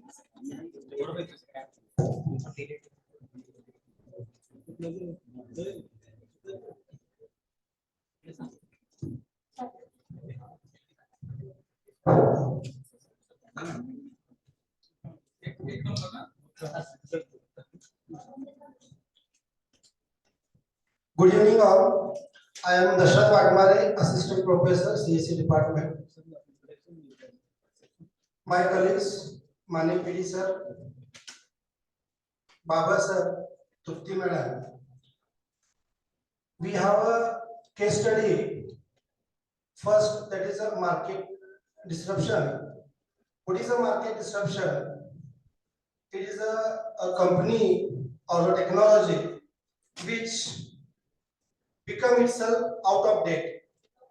It means the company called Edison and Swan Electrical Light Company was a big player in producing the light bulbs.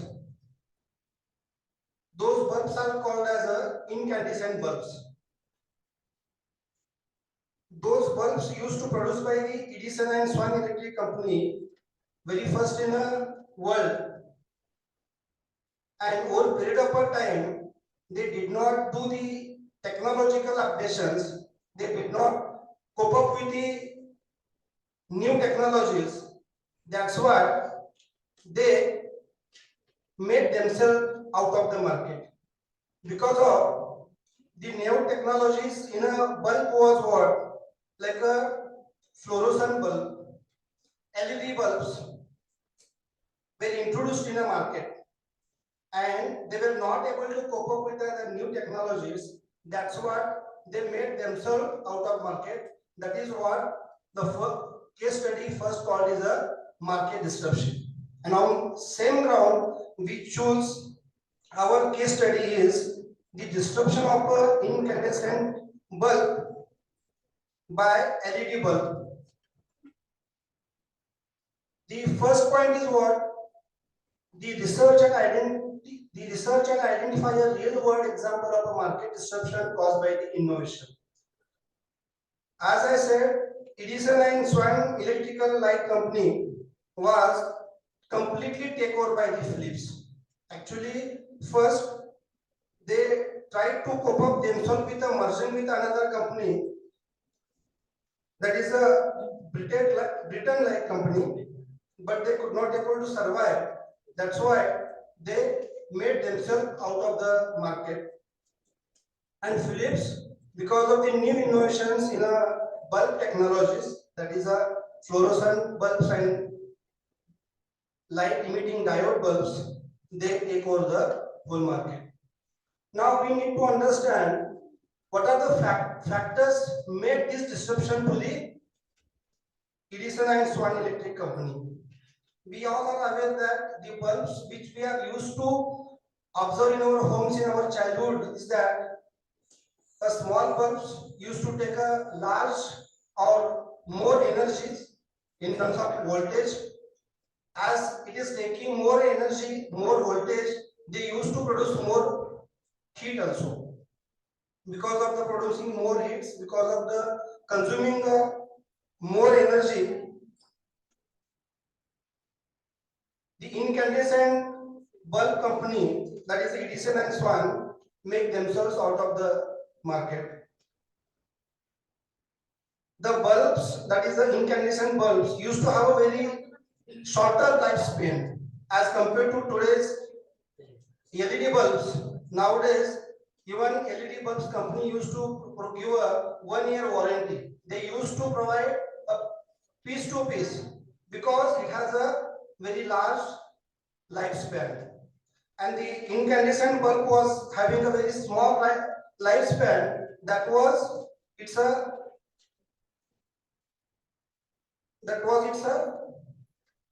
reason why the company out of a market. Another point is what? The incandescent bulb was not able to repair because the incandescent bulb was manufactured with a small wire, that is a tungsten wire, and the some filament was there. If there is a breakage in a filament or some damage to the glass, we not able to repair it. Because of all these points, the company lead to the disruption.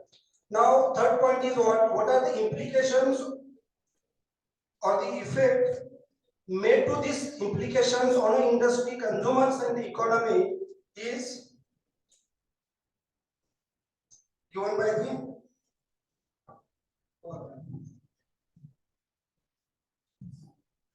Okay, so for incandescent bulb manufacturing, there was a company Edison and Swan Electric Light Company, and third point is related to that. So after analyzing the things, it was observed that Edison and Swan Electric Light Company was merged with Britain, and they stopped. Why? Because there was many disadvantages in the incandescent light bulbs, like producing more heat energy. It can't withstand with more voltage fluctuations, and the lifespan of incandescent bulb is more shorter. and repairing is not possible. So because of these reasons, Edison and Swan Electric Light Company was not able to sustain in the market. So instead of that, some LED bulb manufacturing companies took the place like Philips, etc. LED bulbs having benefits that the lifespan of the LED bulbs is greater, that is 25,000 hours to 50,000 hours. Instead of that, incandescent bulbs having 1,000 hours to 2,000 hours, and it can save 75% of the energy as compared with the incandescent bulbs. So because of these reasons, there is a disruption of the Edison and Swan Electric Light Company.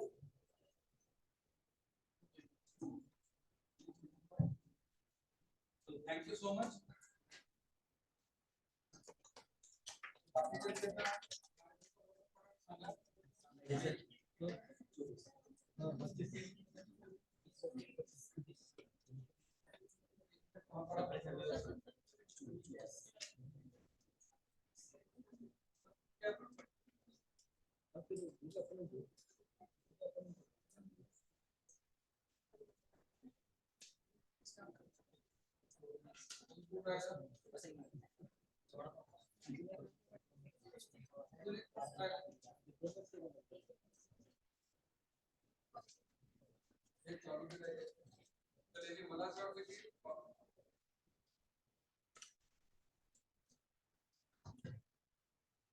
So, first and foremost thing, congratulations for everyone to complete the study over here. And only one comment I will make it while we just actually say who and what, because that's really not important. First, most important point according to me was everybody participated in the whole process is one thing. So what one thing actually I observed, let me just tell you that in all the presentation, one thing I observed that because all we are technical people, we focus more aspects only on the technical aspects. Okay, if you really see all the parameters over there, so focusing on what that technology is, what that is, and seldomly people actually refer to the people and the company and the policies as an entrepreneur. And that is what I was actually looking at that for the entire. What you people did a fantastic job, there's no doubt in terms of analyzing what it is. However, each and each point versus as an overall gist. Okay. So for example, in just the last this thing, or maybe the first case itself was the case study 3, madam, corporate innovation. For example, I think mobile. We focus only on mobile and mobile's feature set. Why? Whether the Samsung was doing something else and whether the mobile was brought out by the corporate innovation or not, that particular portion was disturbed. Like why company actually, whether this particular feature of a mobile was innovation of a corporate culture, or maybe an employee said, actually the establishment said, no, if you do this, your share will increase. That is the aspect. So mobile features, everything, that's the outcome of that. Similarly for your Edison, the last point what you are analyzing over there is the economic and part. That was one more focus actually could have been there. See what exactly the impact, whether it is the economy's impact, energy's impact, because other things. So focusing on the larger aspect of entrepreneurship pickup. So you have this particular case study, you have your own analysis. Now look at the same thing again with your own data. Suppose if you want to run this as a company or something, what thing will come out other than the product? The product is one. In only one or cases is the technology innovation. But even in the technology innovation, what exactly the features of a company or the policies or entrepreneur made a difference on that. So now tailor to that. Okay. So anyway, so based on the current, I think almost all the scores are same. So everybody, I think the joint hand looks like. But however, Case study number 6 is who? Case study number 6 was what? Tata Motors and Global. That scored the maximum 113. So congratulations for that. That's very good. 113. Then next one was 109. Case number 1. Then case number 2 was 104. Then 100 in that particular category. So excellent. I think you really people did a good job, and I hope that you really enjoyed this. But what I'll suggest is like focus only on the aspects of the companies. Okay, we are all technical people. We first get engrossed into the technology, no doubt about it. But come out of the technology part and think about wearing a global hat of an entrepreneur and a businessman. So I wish you all the success for the next this thing, and enjoy your session. Do apply all these principles what we learned over there, and when we see next time in your next IIC or somewhere, I think all your innovations you people are doing it, and when we discuss in IIC, we would like to see how the next step is taken, and in terms of how you people are planning in terms of team funding, how you plan to make it a success, how you plan to project it, all those aspects, think about it, and we can keep discussing it. So thank you so much, and I really actually look the next speaker is actually there online, and I'm really sorry and apologies for actually giving your time, and thank you so much to everyone. Bye.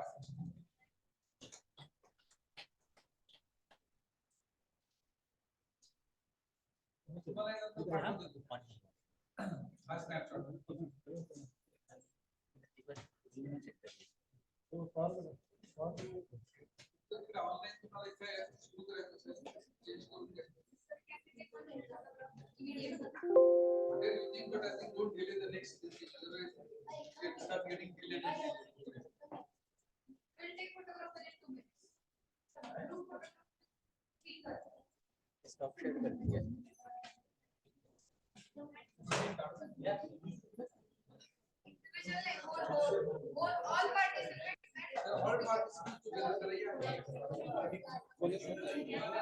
नहीं अभी join करेंगे।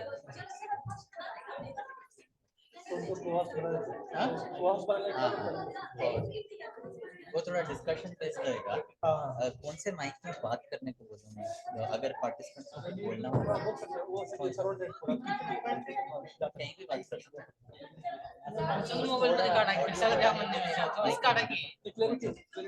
वो वाला mic, तो वो मागे पुढे वरती उभे राहा।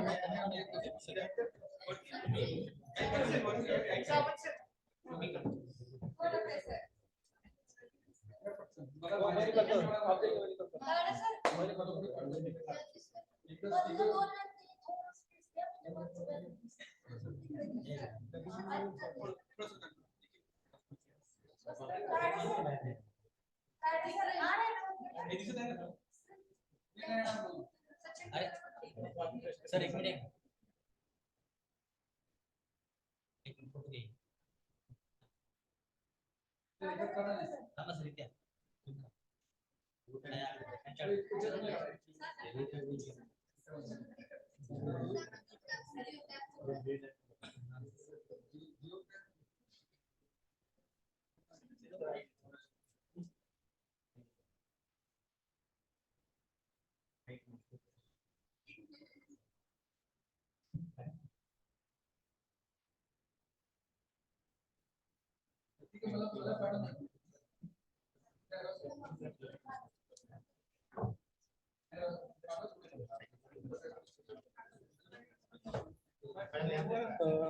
सर कौन से सर है कौन है नाम क्या है सर का जो उस दिन प्रेजेंट करने वाले हैं तुषार मेहता अभी नहीं ज्वाइन किया।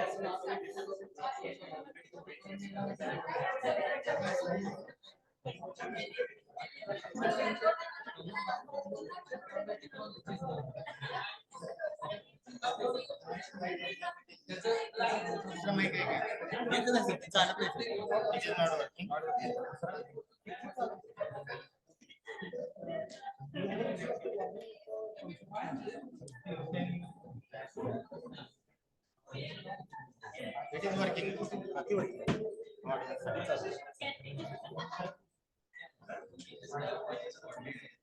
Okay, everybody please text place.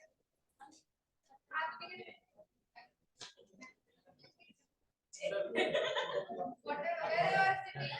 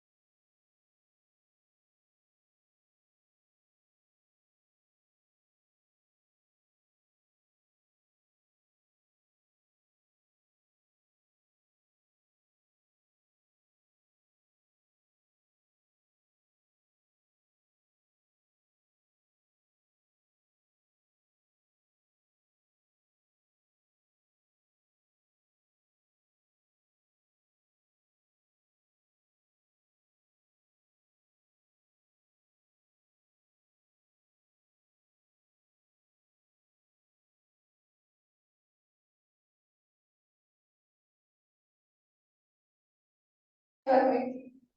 Hello. Good evening. Can online participants hear me? Yes, we can.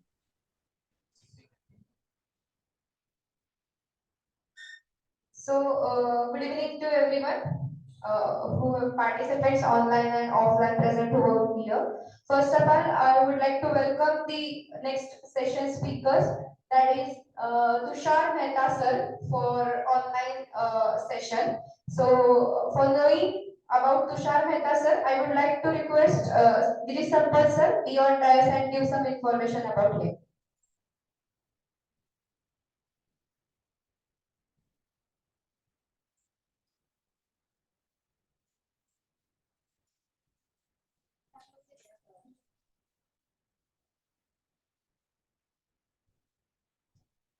A warm welcome to all the participants here and for this faculty development program. And an extremely warm welcome to Tushar sir, who has joined us online today.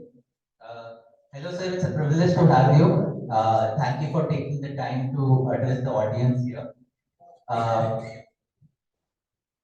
And before I start, just to give you a little context of the place and the institution.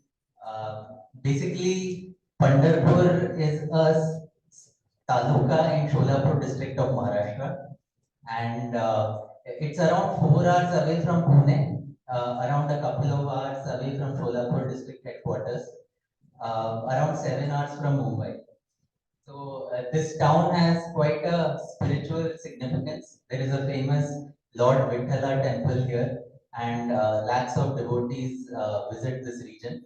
Otherwise, it is largely an agrarian local economy driven by sugarcane cultivation. And a bit about the institution. This is Sri Vitthal Education and Research Institute, SWERI, as it is commonly known. It is quite the nerve center for the local region here. And it has engineering, pharmacy, management, diploma, and more than 4,000 odd students who are enrolled in various courses in this institution. Primarily from the surrounding districts, but also there's a small section of students who travel from far off places like Jammu and Kashmir, etc. So yeah, that's to just give you a little flavor. So And Girish, for you will be the audience here. Girish, you'll be surprised to know. You'll be surprised to know that I visited Solapur this year itself in the month of January. I actually visited the place for one of the conference, which was there in, I guess, Sarovar Portico. It was a TPO network conference. The network is known as TPO, Maharashtra TPO network.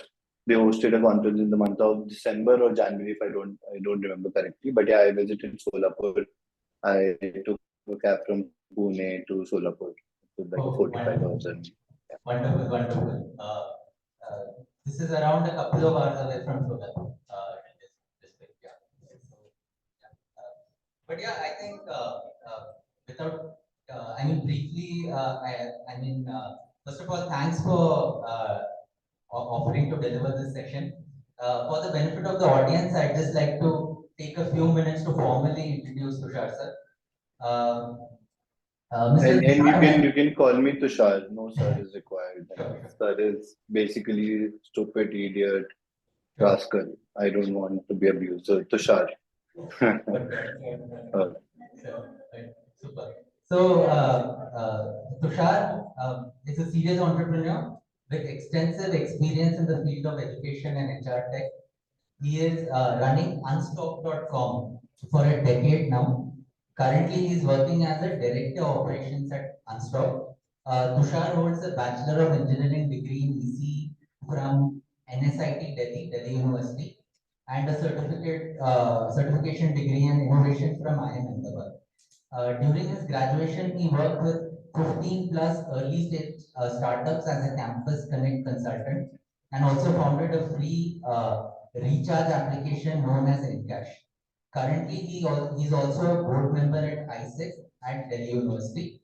Prior to his current role, Tushar worked with Get My Uni, a college search platform, as Chief Marketing Officer.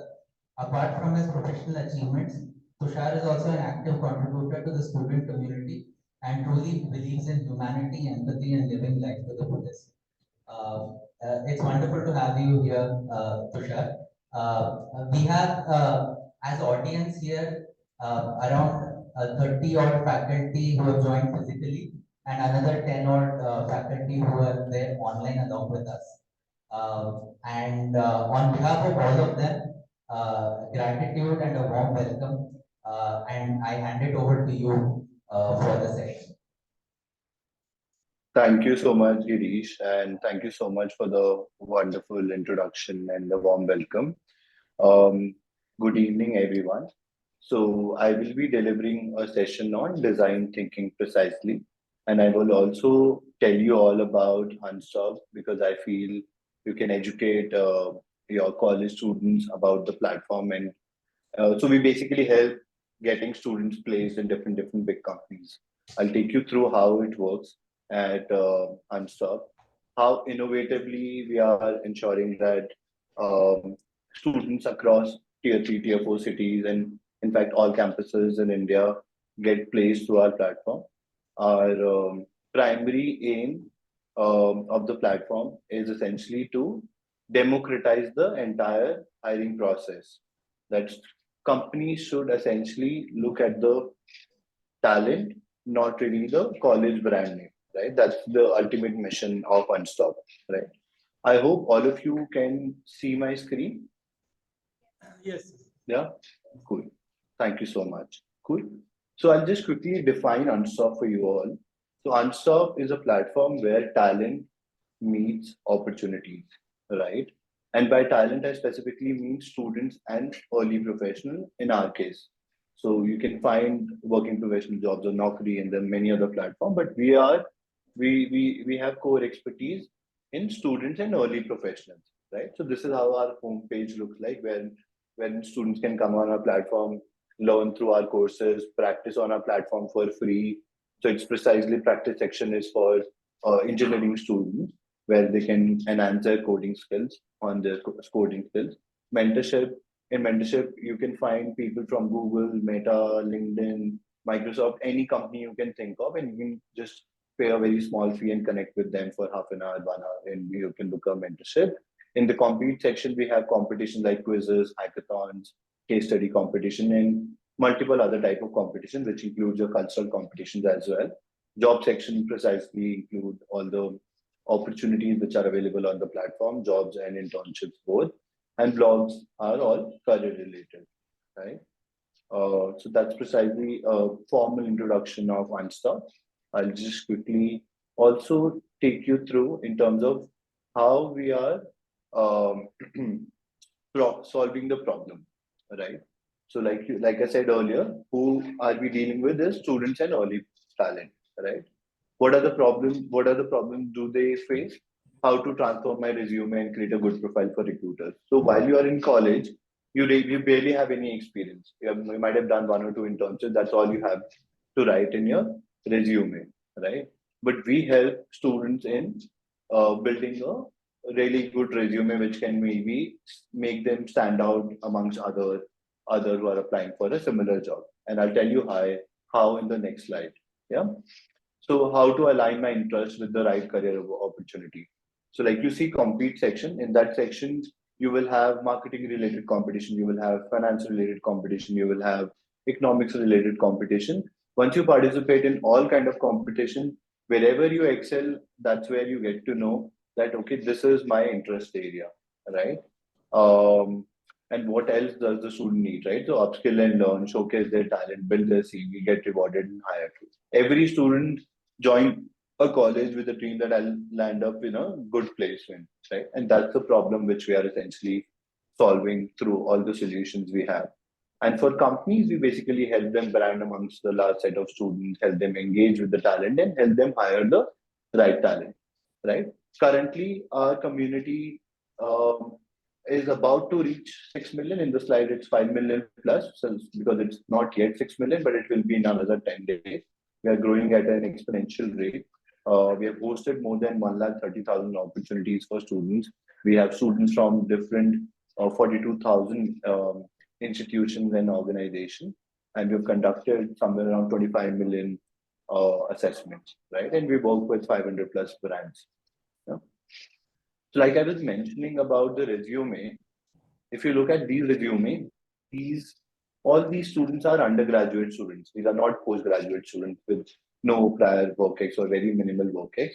If you see the learning experience section, I'm not sure if it's visible to you or not, but you can see these small icons on the screen, which are nothing but the winning achievement they have achieved in different kind of competitions organized by colleges as well as organizations, right? That's how we help students in shining their resume and making them stand out from others.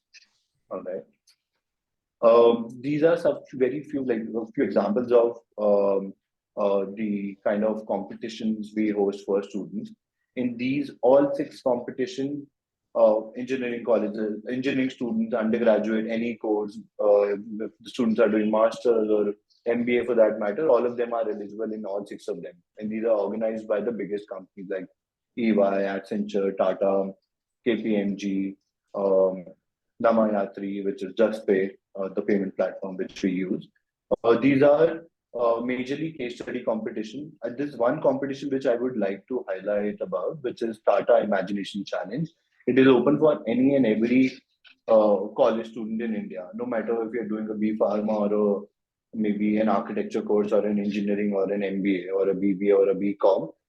Last year we received somewhere around 2.3 lakh registrations for this particular competition. Through this competition, Tata is hiring their TAS officer, Tata Administrative Service Officers, which is a role which is equivalent to IAS. Honestly, like given a chance, if I get to become an IAS or a TAS officer, I will. I don't. I have. I, like that's my personal preference. No disrespect for IAS, but in this role, you get to choose which Tata company you want to work for. Tata have Tata Steel, Tata Motors, Titan, many other brands, right? And if you look at the list of college students which got hired, most of them are tier 2, tier 3 colleges last year, right? So it's a very big opportunity, though they hire only handful of students out of 2.3 lakhs. They hired around 35 students last year, and this year the number might be bigger. This gets launched in the month of September. Good. So moving on, these are the clients with whom we work with. FMCG, it's L'Oreal, Asian Paints, PepsiCo, Nestle, Pidilite, all big brands, consulting, retail, e-commerce, conglomerates, media houses, BFSI, all banks. So we majorly work with the companies who do mass hiring from campuses, essentially, right? To be precise, right? So that's all about Unstop. If anyone have any question related to Unstop, I'm happy to answer. Otherwise, we will jump on to our main discussion topic for today, which is design thinking. Any question from the audience? Girish, if you can let me know. On the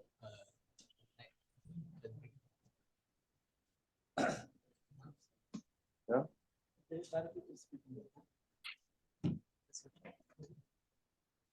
Anyone is there any questions? Related to the platform unstop.com. Yeah. Yeah, I think you can continue, and as we go along, if there's a question, we can take. Certainly. So now I'm moving on to design thinking, essentially. Yeah, cool. But I would like to first know from audience, have any one of you heard about design thinking? If yes, then can any one of you tell me what is design thinking?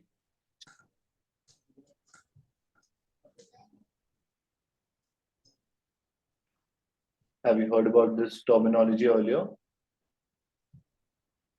You would like to answer? I want this session to be interactive. Let's just please open up. Well, I can understand Marathi as well. I'm just kidding, but yeah. Just be open to it, yeah. Doing something new or doing modification in the existing either product or their design or application. Anything is related to design thinking. Very nice. You're very close, and it's actually a right answer. Anyone else who would like to answer?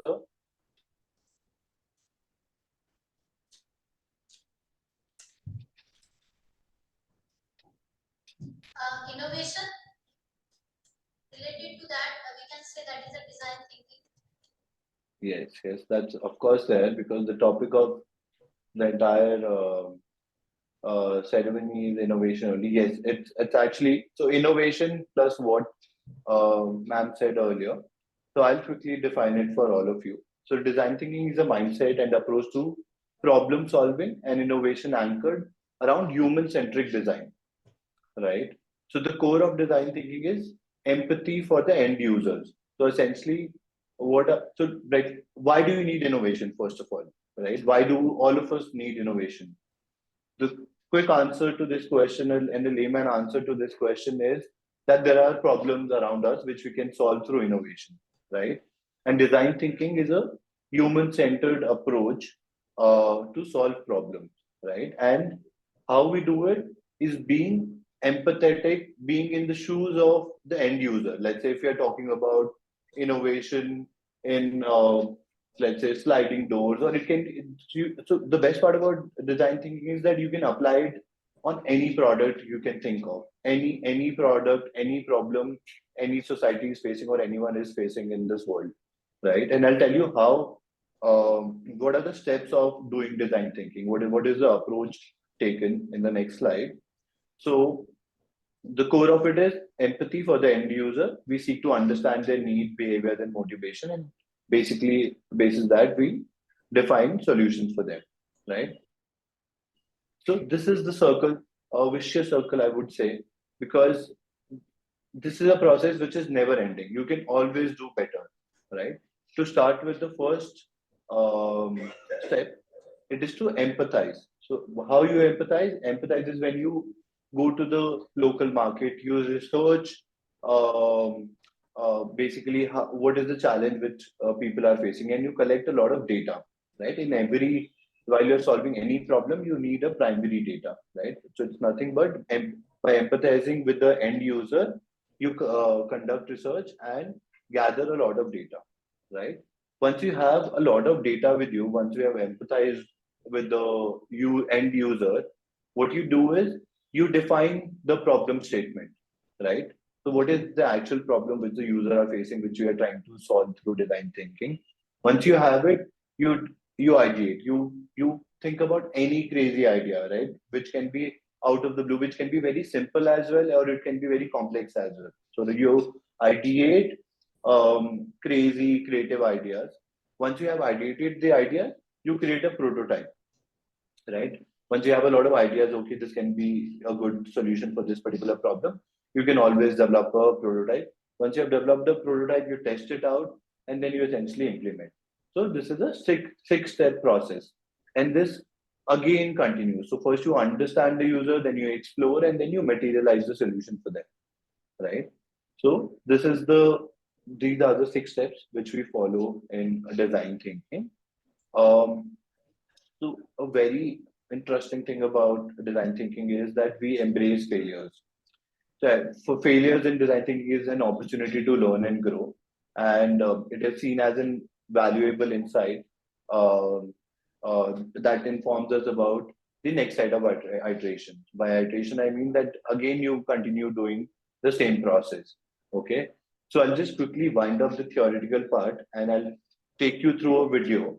And I would request everyone to.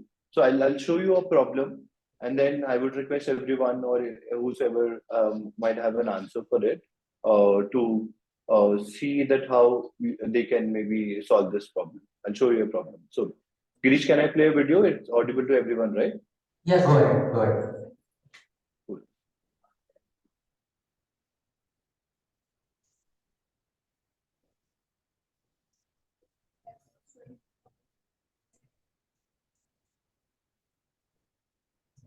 We are not able to hear the audio.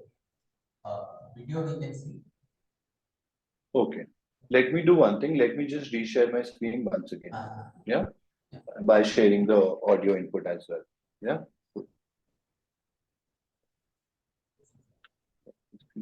Share sound. Yeah.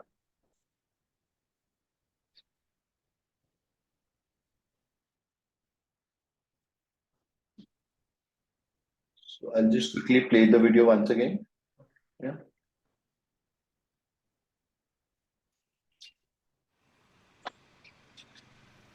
I won't be a minute.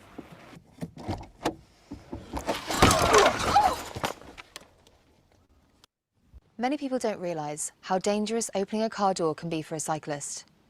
Every year, over 60 cyclists are killed or seriously injured by people opening car doors into their path.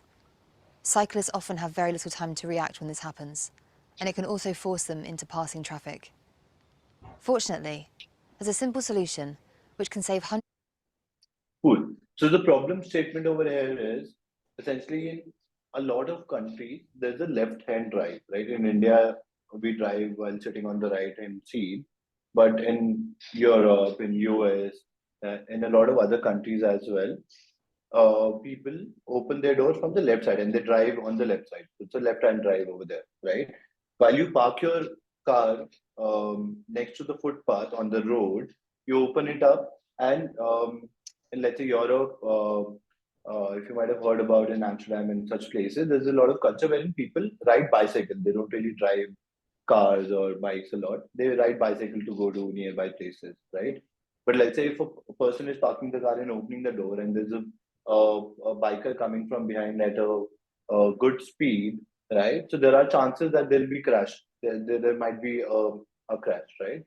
So Dutch government, which is Dutch government, hired a design thinking agency to reduce the number of accidents which happen in a year. In every government in India, also government always try to reduce the accident. They apply a lot of laws, rules, and everything in place so that less people die from accidents, right? So, like they mentioned that there are a lot of deaths happening through this, right? And if a person is at a high speed on a bicycle and it gets crashed in a door of a car, there might be casualties, right?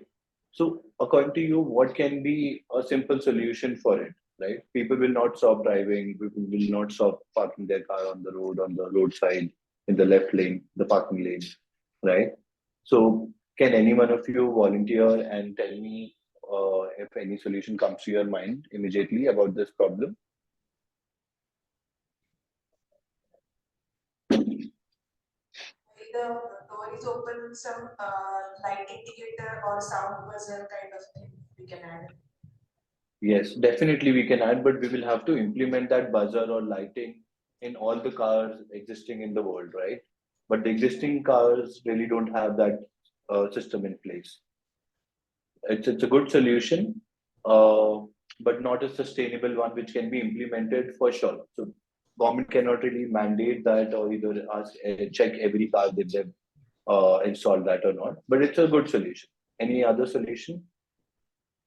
I was thinking maybe like a vertical, a door that opens instead of pushing the door out horizontal, it opens. You'll have to ask all the car manufacturers to get that in place, and if everyone gets that door, then there'll be no luxurious cars left in the world, and everyone will be riding a luxurious car. Yeah. So that's a good solution. Of course, it's a solution to avoid that, but again, difficult to implement. What will you do with the existing cars? You cannot scrap all of them. Fix the side for the parking, like the driver's side should be the road inside, means it will not be facing towards the road and traffic. Again, so it's a manufacturing problem then again that you'll have to ask all the manufacturing all the manufacturers across the world to change the design of the car completely, so which will take billions of dollars. So I'm actually asking about the parking rules should be like that. That wherever the driver is sitting on that side, it should be open. It should be open. Right. Not face towards the traffic. Got your point. So so that's what I'm telling. So I guess you didn't. So if you see, look at the problem is that it's not opening on the side where the traffic is. It's opening on the footpath wala side where people walk and ride bicycles. If you look at the video once again, because it's a left-hand drive. Dangerous opening every year.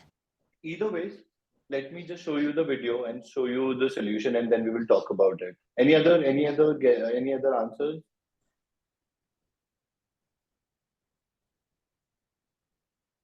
Yeah, cool. Because the cars will be, so let's say that it's a four-way lane, and the extreme lane you park the car, and then in between the traffic moves, right?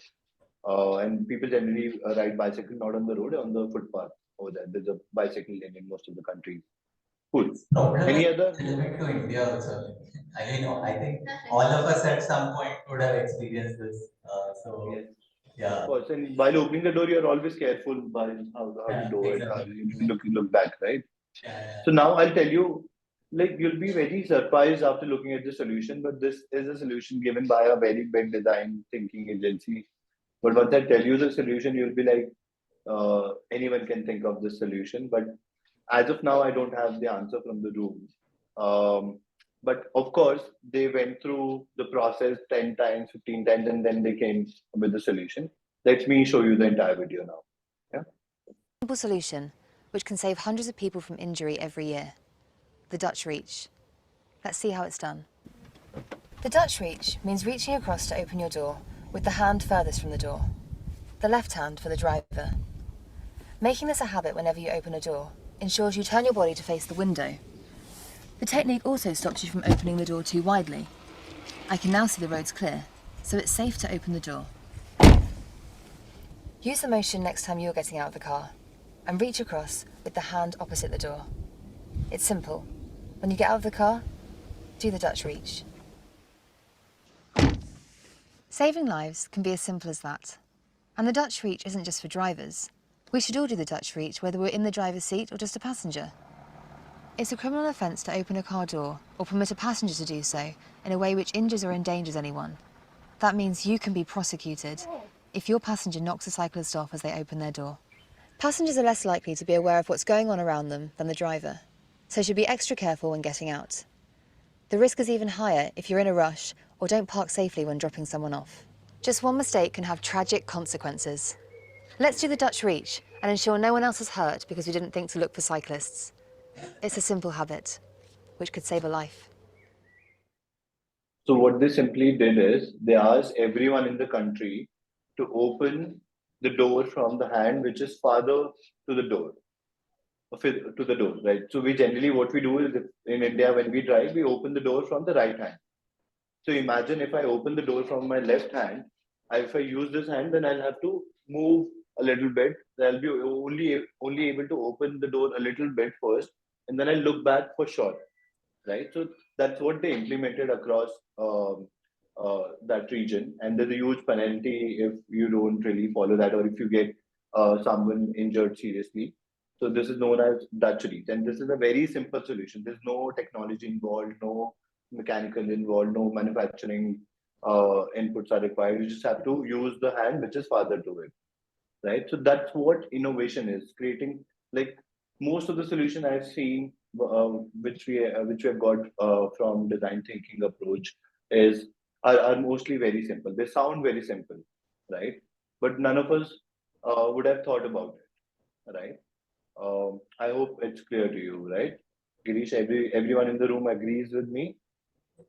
Yeah, some of the comments are it would need education, though it's a good solution, but it would need educating the people. So what they did is while they issue you a driving license. So let's say when we also go for a driving license, there's an online test, and then they also ask you to drive in front of them, right? So that's when they test if you know about this rule or not.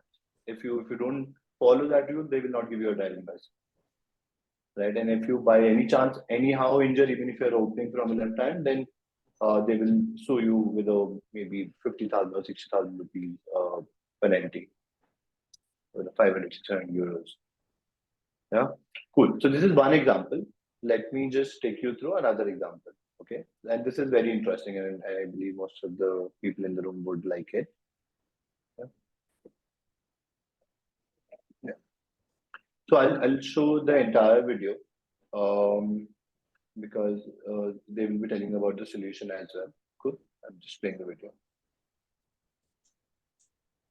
About 10 years ago, we got approached by one of the largest oral healthcare companies in America, a company you've probably heard of called Oral-B, and they said, look, we'd like a new kids' toothbrush because ours is starting to get commoditized. It looks like a lot of kids' toothbrushes out there, and you can't have that. We want to be special, right? So we say, okay, we'll do this. We want to go out in the field and do some field research. And they're kind of not sure about that. Like, it's not rocket science. We're talking about kids brushing their teeth. How hard could that be, right? They would really like us to stop fooling around and start designing, right? But we want to go through this process, this observation process, because we think almost always you can spot opportunities. And so we go out, and we're on like the first day of observations, and we make a small discovery. The small discovery we make is that every kid's toothbrush in the history of the world has had the same implicit assumption. It's a logical assumption, it just isn't exactly right, which is the assumption always was parents have big hands, kids have small hands, and so when you want to make the kids' version, make it like the parents' brush, only smaller and skinnier. So, do you agree with this? So, let's say, like every other person would say, if I have to make a toothbrush for kids, it has to be small because their size is small and it has to be small. And our toothbrush are big and their teeth are small, their hands are small, right? All of us would agree to this, right? Yes. Cool. I'll tell you what they did. Perfectly logical until you go out in the field, until you actually watch humans, little tiny humans, brushing their teeth.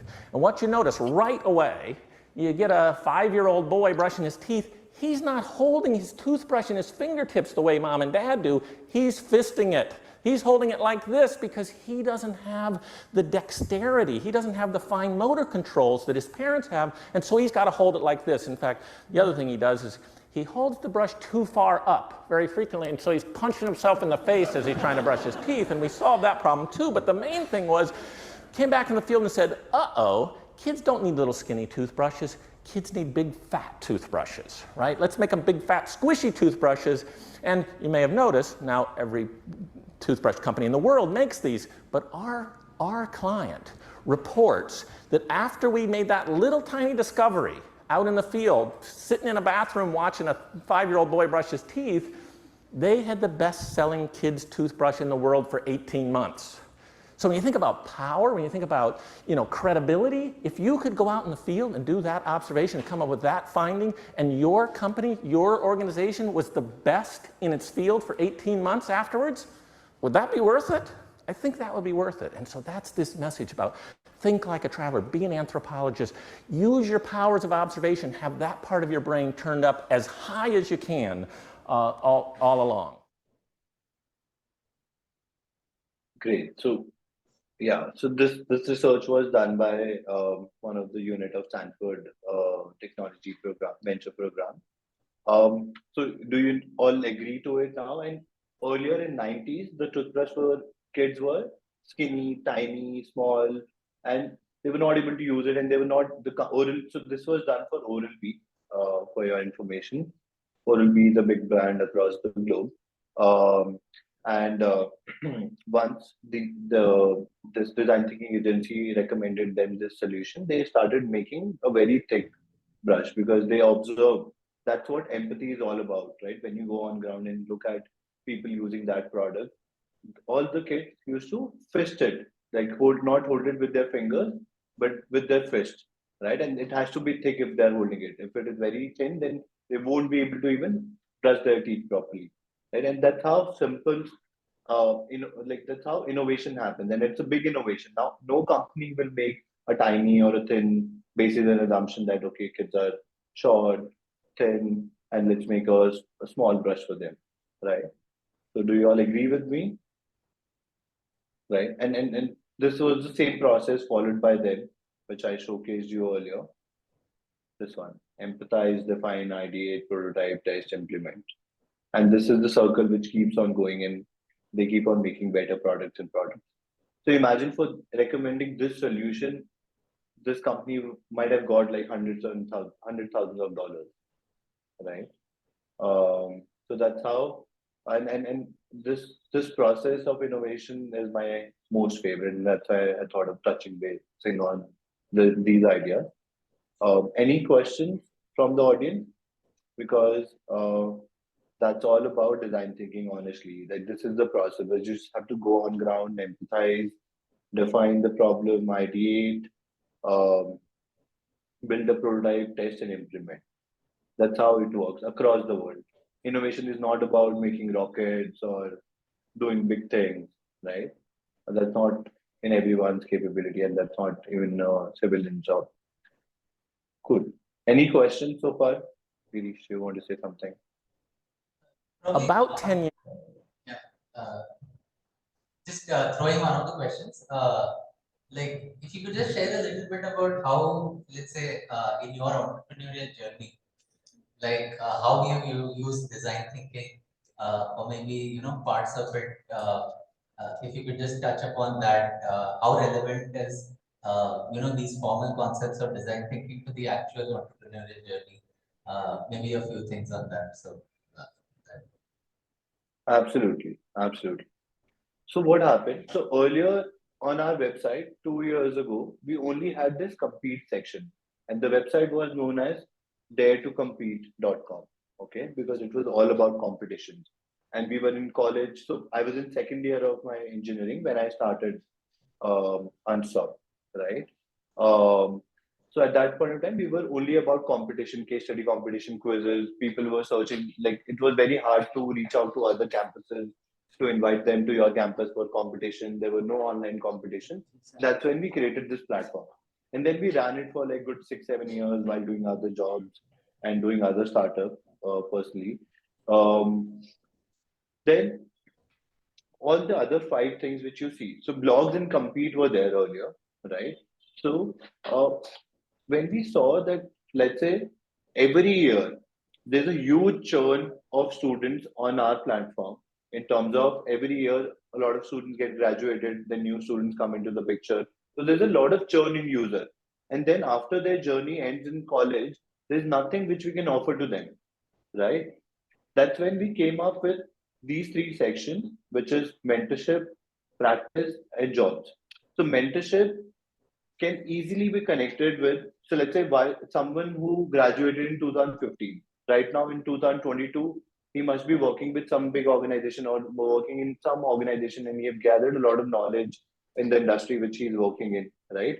So why don't we launch mentorship? Why don't we connect our, let's say, users who are using our website in 2015 and connect them with the current user and tell them how to land a job in this particular company? Let me just even show you how the mentorship product looks like on our platform, and then I guess you'll be able to visualize it more. Yeah, I'll just quickly share my screen, take you through unstop.com. If you look at this product, so all these people were using Unstop for their competition. Right now, this guy is working at Google, this guy is working at LinkedIn, this guy is working at Jaguar, Zomato, Flipkart, Uber, Microsoft, Meta, any big company you can think of, JP Morgan, right? Now, tomorrow I have an interview in Google. Through Unstop itself, I applied for a job and now I'm appearing for the interview.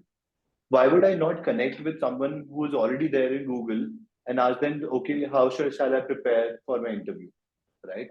So this is an innovative product which we launched recently, which is innovative for us. And I'm sure there are other mentorship platforms existing in the world, but it really goes well with our product, right? When we thought about how can we retain the user, how can we increase the LTV of user, lifetime value. Earlier, the lifetime value of a user was 3 years, 4 years maximum. They used to join Dare to Compete or Unstop in their first year, and then once they graduate, they stop using us. They unsubscribe us, right?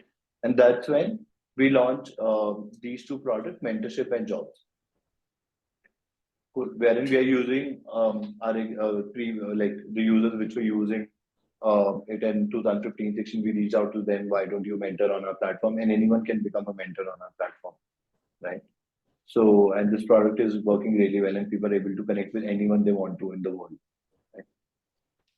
And imagine if you have an interview tomorrow, you would definitely maybe pay $400 or $500 to a Google guy. You can definitely reach out to them on LinkedIn, but they would not really give you their half an hour time. They might just drop your text back. Right? And it's a very good networking platform as well. And we have mentors across domains. We have mentors for appearing for CAT exams, for UPSC, the one who have achieved it already. And it's always inspiring to hear from people who have achieved that thing which you are aspiring for. Right. So this was a good innovative move, I would say, for Unstop, and as well as jobs. Earlier we were only into competition like hiring. Yeah. Any other question? Any other questions? I just have one question for everyone. Have anyone heard about Unstop in your campus, the faculty which is sitting here? Just, I will not mind it, don't worry. Before this session, have anyone heard about Unstop? Maybe the No, faculty we from have not BTech. heard about Unstop. This is for the first time that we are hearing about Unstop. So more elaboratively, if we will know the Unstop, then we can ask, or I'm also searching for Unstop. So how our students get beneficial by this Unstop? So that's my question actually. Exactly. So let's say if you see on my screen, this is Flipkart Grid Software Development Track. This competition is happening today, so 24th of July.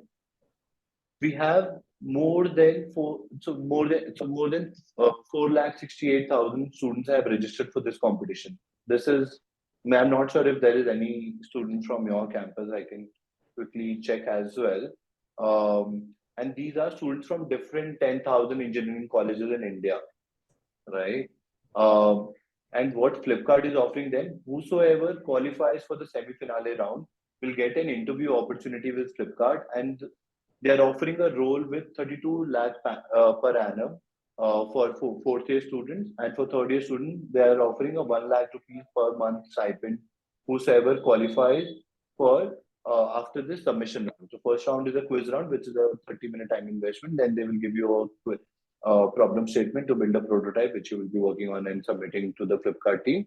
Once they review it, whosoever qualifies this round will get a PPI. So they hire somewhere around 200 to 300 students from Unstop every year. And if you look at the colleges last year, it was Chandigarh University and some other like private institutions only, honestly. And if you let me just quickly check also once if we have any student from your campus.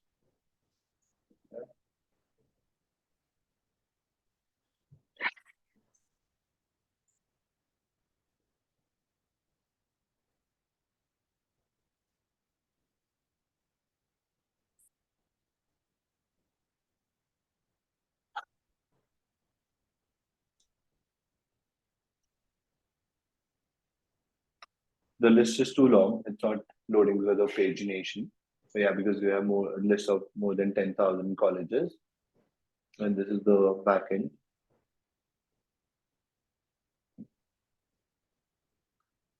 Cool. I will let Girish know about it after checking. So we host multiple such, like I told you about Tata Imagination Challenge. There are always a lot of competition live. So Amazon have a competition right now on the platform. It is not for engineering colleges. It is only for few selected MBA colleges. Aditya Birla Group is doing a competition. AB and Bev, which is the world's largest brewer, is doing a competition. This competition is open for all engineering students across India. So you just have to tell your students, they will get a definite. So all the competitions offer job.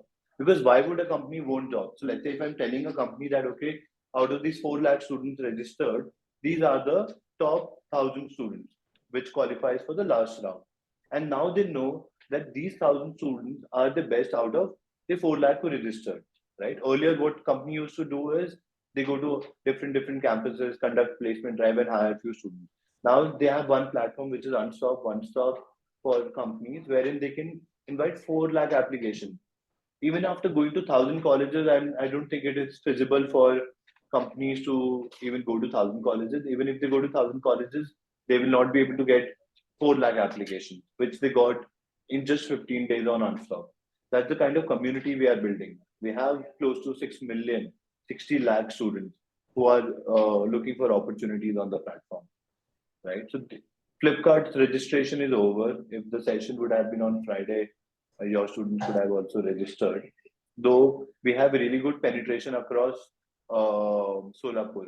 Like I was telling initially, we are connected, very closely connected with Maharashtra TPO network, MAR TPO network. Have you, any one of you heard about MAR TPO?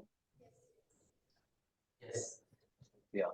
So we are very closely connected with them. We share all the opportunities with them. You can also, Girish, I can share the URL of our official TPO community WhatsApp group, wherein we post about all the engineering related relevant opportunities for students. You just have to forward that message to your student. That's all you have to do, and then it's up to students and based on their skill set for them to land a job. And these are the kinds of brand which we work with, and we do mass hiring for all of them. Hero Motocorp, Tata Steel, Uber, Mahindra, Aditya Birla Group, KPMG, and others, all Fortune 500 companies. Thanks, Tushar. Any other, maybe one final question, anyone?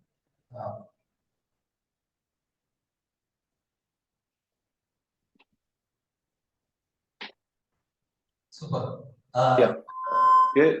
Anyone, if anyone has question, I'm ready to answer one last question. Top design thinking, anything feel free to share.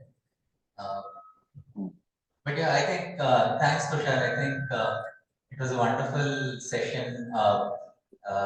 Very interesting, the whole concept of Unstock, and I'm sure the student community here, we could encourage some of them to really participate and look at it as a way to grab some of these big companies. And I loved your examples and videos on design thinking and how simple solutions can solve complex problems. So overall, yeah, I think all of us learned a lot. Thank you for your time and for taking the time out to deliver this session. And you're most invited to Pandharpur sometime. We look forward to having you in person whenever we get a chance. But yeah, I think thank you, Tushar. Thanks for the session. Most welcome. Thank you so much for inviting me, Girish. Thank you. Bye bye. Thank you, Akanksha. Bye bye. Take care. So the session is closed now. Thank you.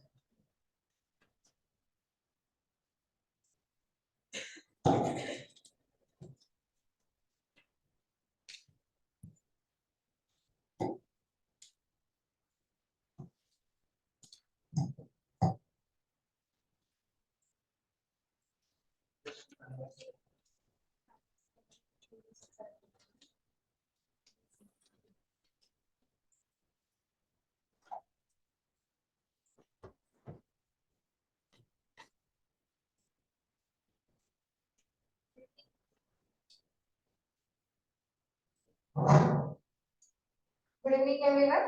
So this was the end of the day or sessions for the today. So it was both the sessions were very fruitful for the us for the offline as well as online participants. I hope everyone has submitted their feedback to the Mallar sir. Make sure that everyone should submit it to the Mallar sir. Mallar sir, can you raise your hand for offline participants? And online, make sure that submit the online feedback so that it will be helpful for marking attendance and whatever your feedbacks, so that you will get the your certificates on time. And this was for the today. Tomorrow on 25th 7th, there are 3 sessions actually for a day. So I'll give a short what are that sessions. So at 11:30 we will start sharp at 11:30. The first session will be from 11:30 to 1:30 of Dr. P.M. Pawar sir, Professor and Dean Academics, Swedish College of Engineering, Pandharpur. He will talk about idea rack, creativity and reverse engineering. Very much interesting topic, so that every faculty should attend wholeheartedly and wholeheartedly. Then second session will be from 2 p.m. to the 4 p.m. Of course, we will try to catch the timings. There may be flexibility. Don't stick to the time that ma'am you said yesterday. So take the considerations also. To 2 p.m. to 4 p.m. Then, there will be session of Girish Sampath sir, who was here only for some of the time, who is the program manager, Swedish Sober Center of Excellence, so that every faculty member who is new or who is old will get about the program management regarding the Sober Excellence Center, and he will talk about the business model canvas and value proposition canvas. This is also one more interesting topic that will be in between 2 to 4. 4 to 4:15, there will be some break for us people, some tea break, we can say that. And 4:15 to 6:15, there will be the activity-based learning by Mrs. Dr. V.R. Sheshagar ma'am, Associate Professor Civil Engineering, who is the ISC President, and Professor Dr. Nikita Goyman, who is also Associate Professor, and head of the electrical engineering department. So last session will be also interesting, which will be the activity-based learning for the online as well as the offline participants. This was about the tomorrow's schedule. Hope you enjoyed the first session and will continue the same enthusiasm for next 5 days. Thank you so much. I declare that today's FDP session, all the session has ended. Thank you so much. And I think today is the birthday of Sai. So I wish happy birthday to Sai.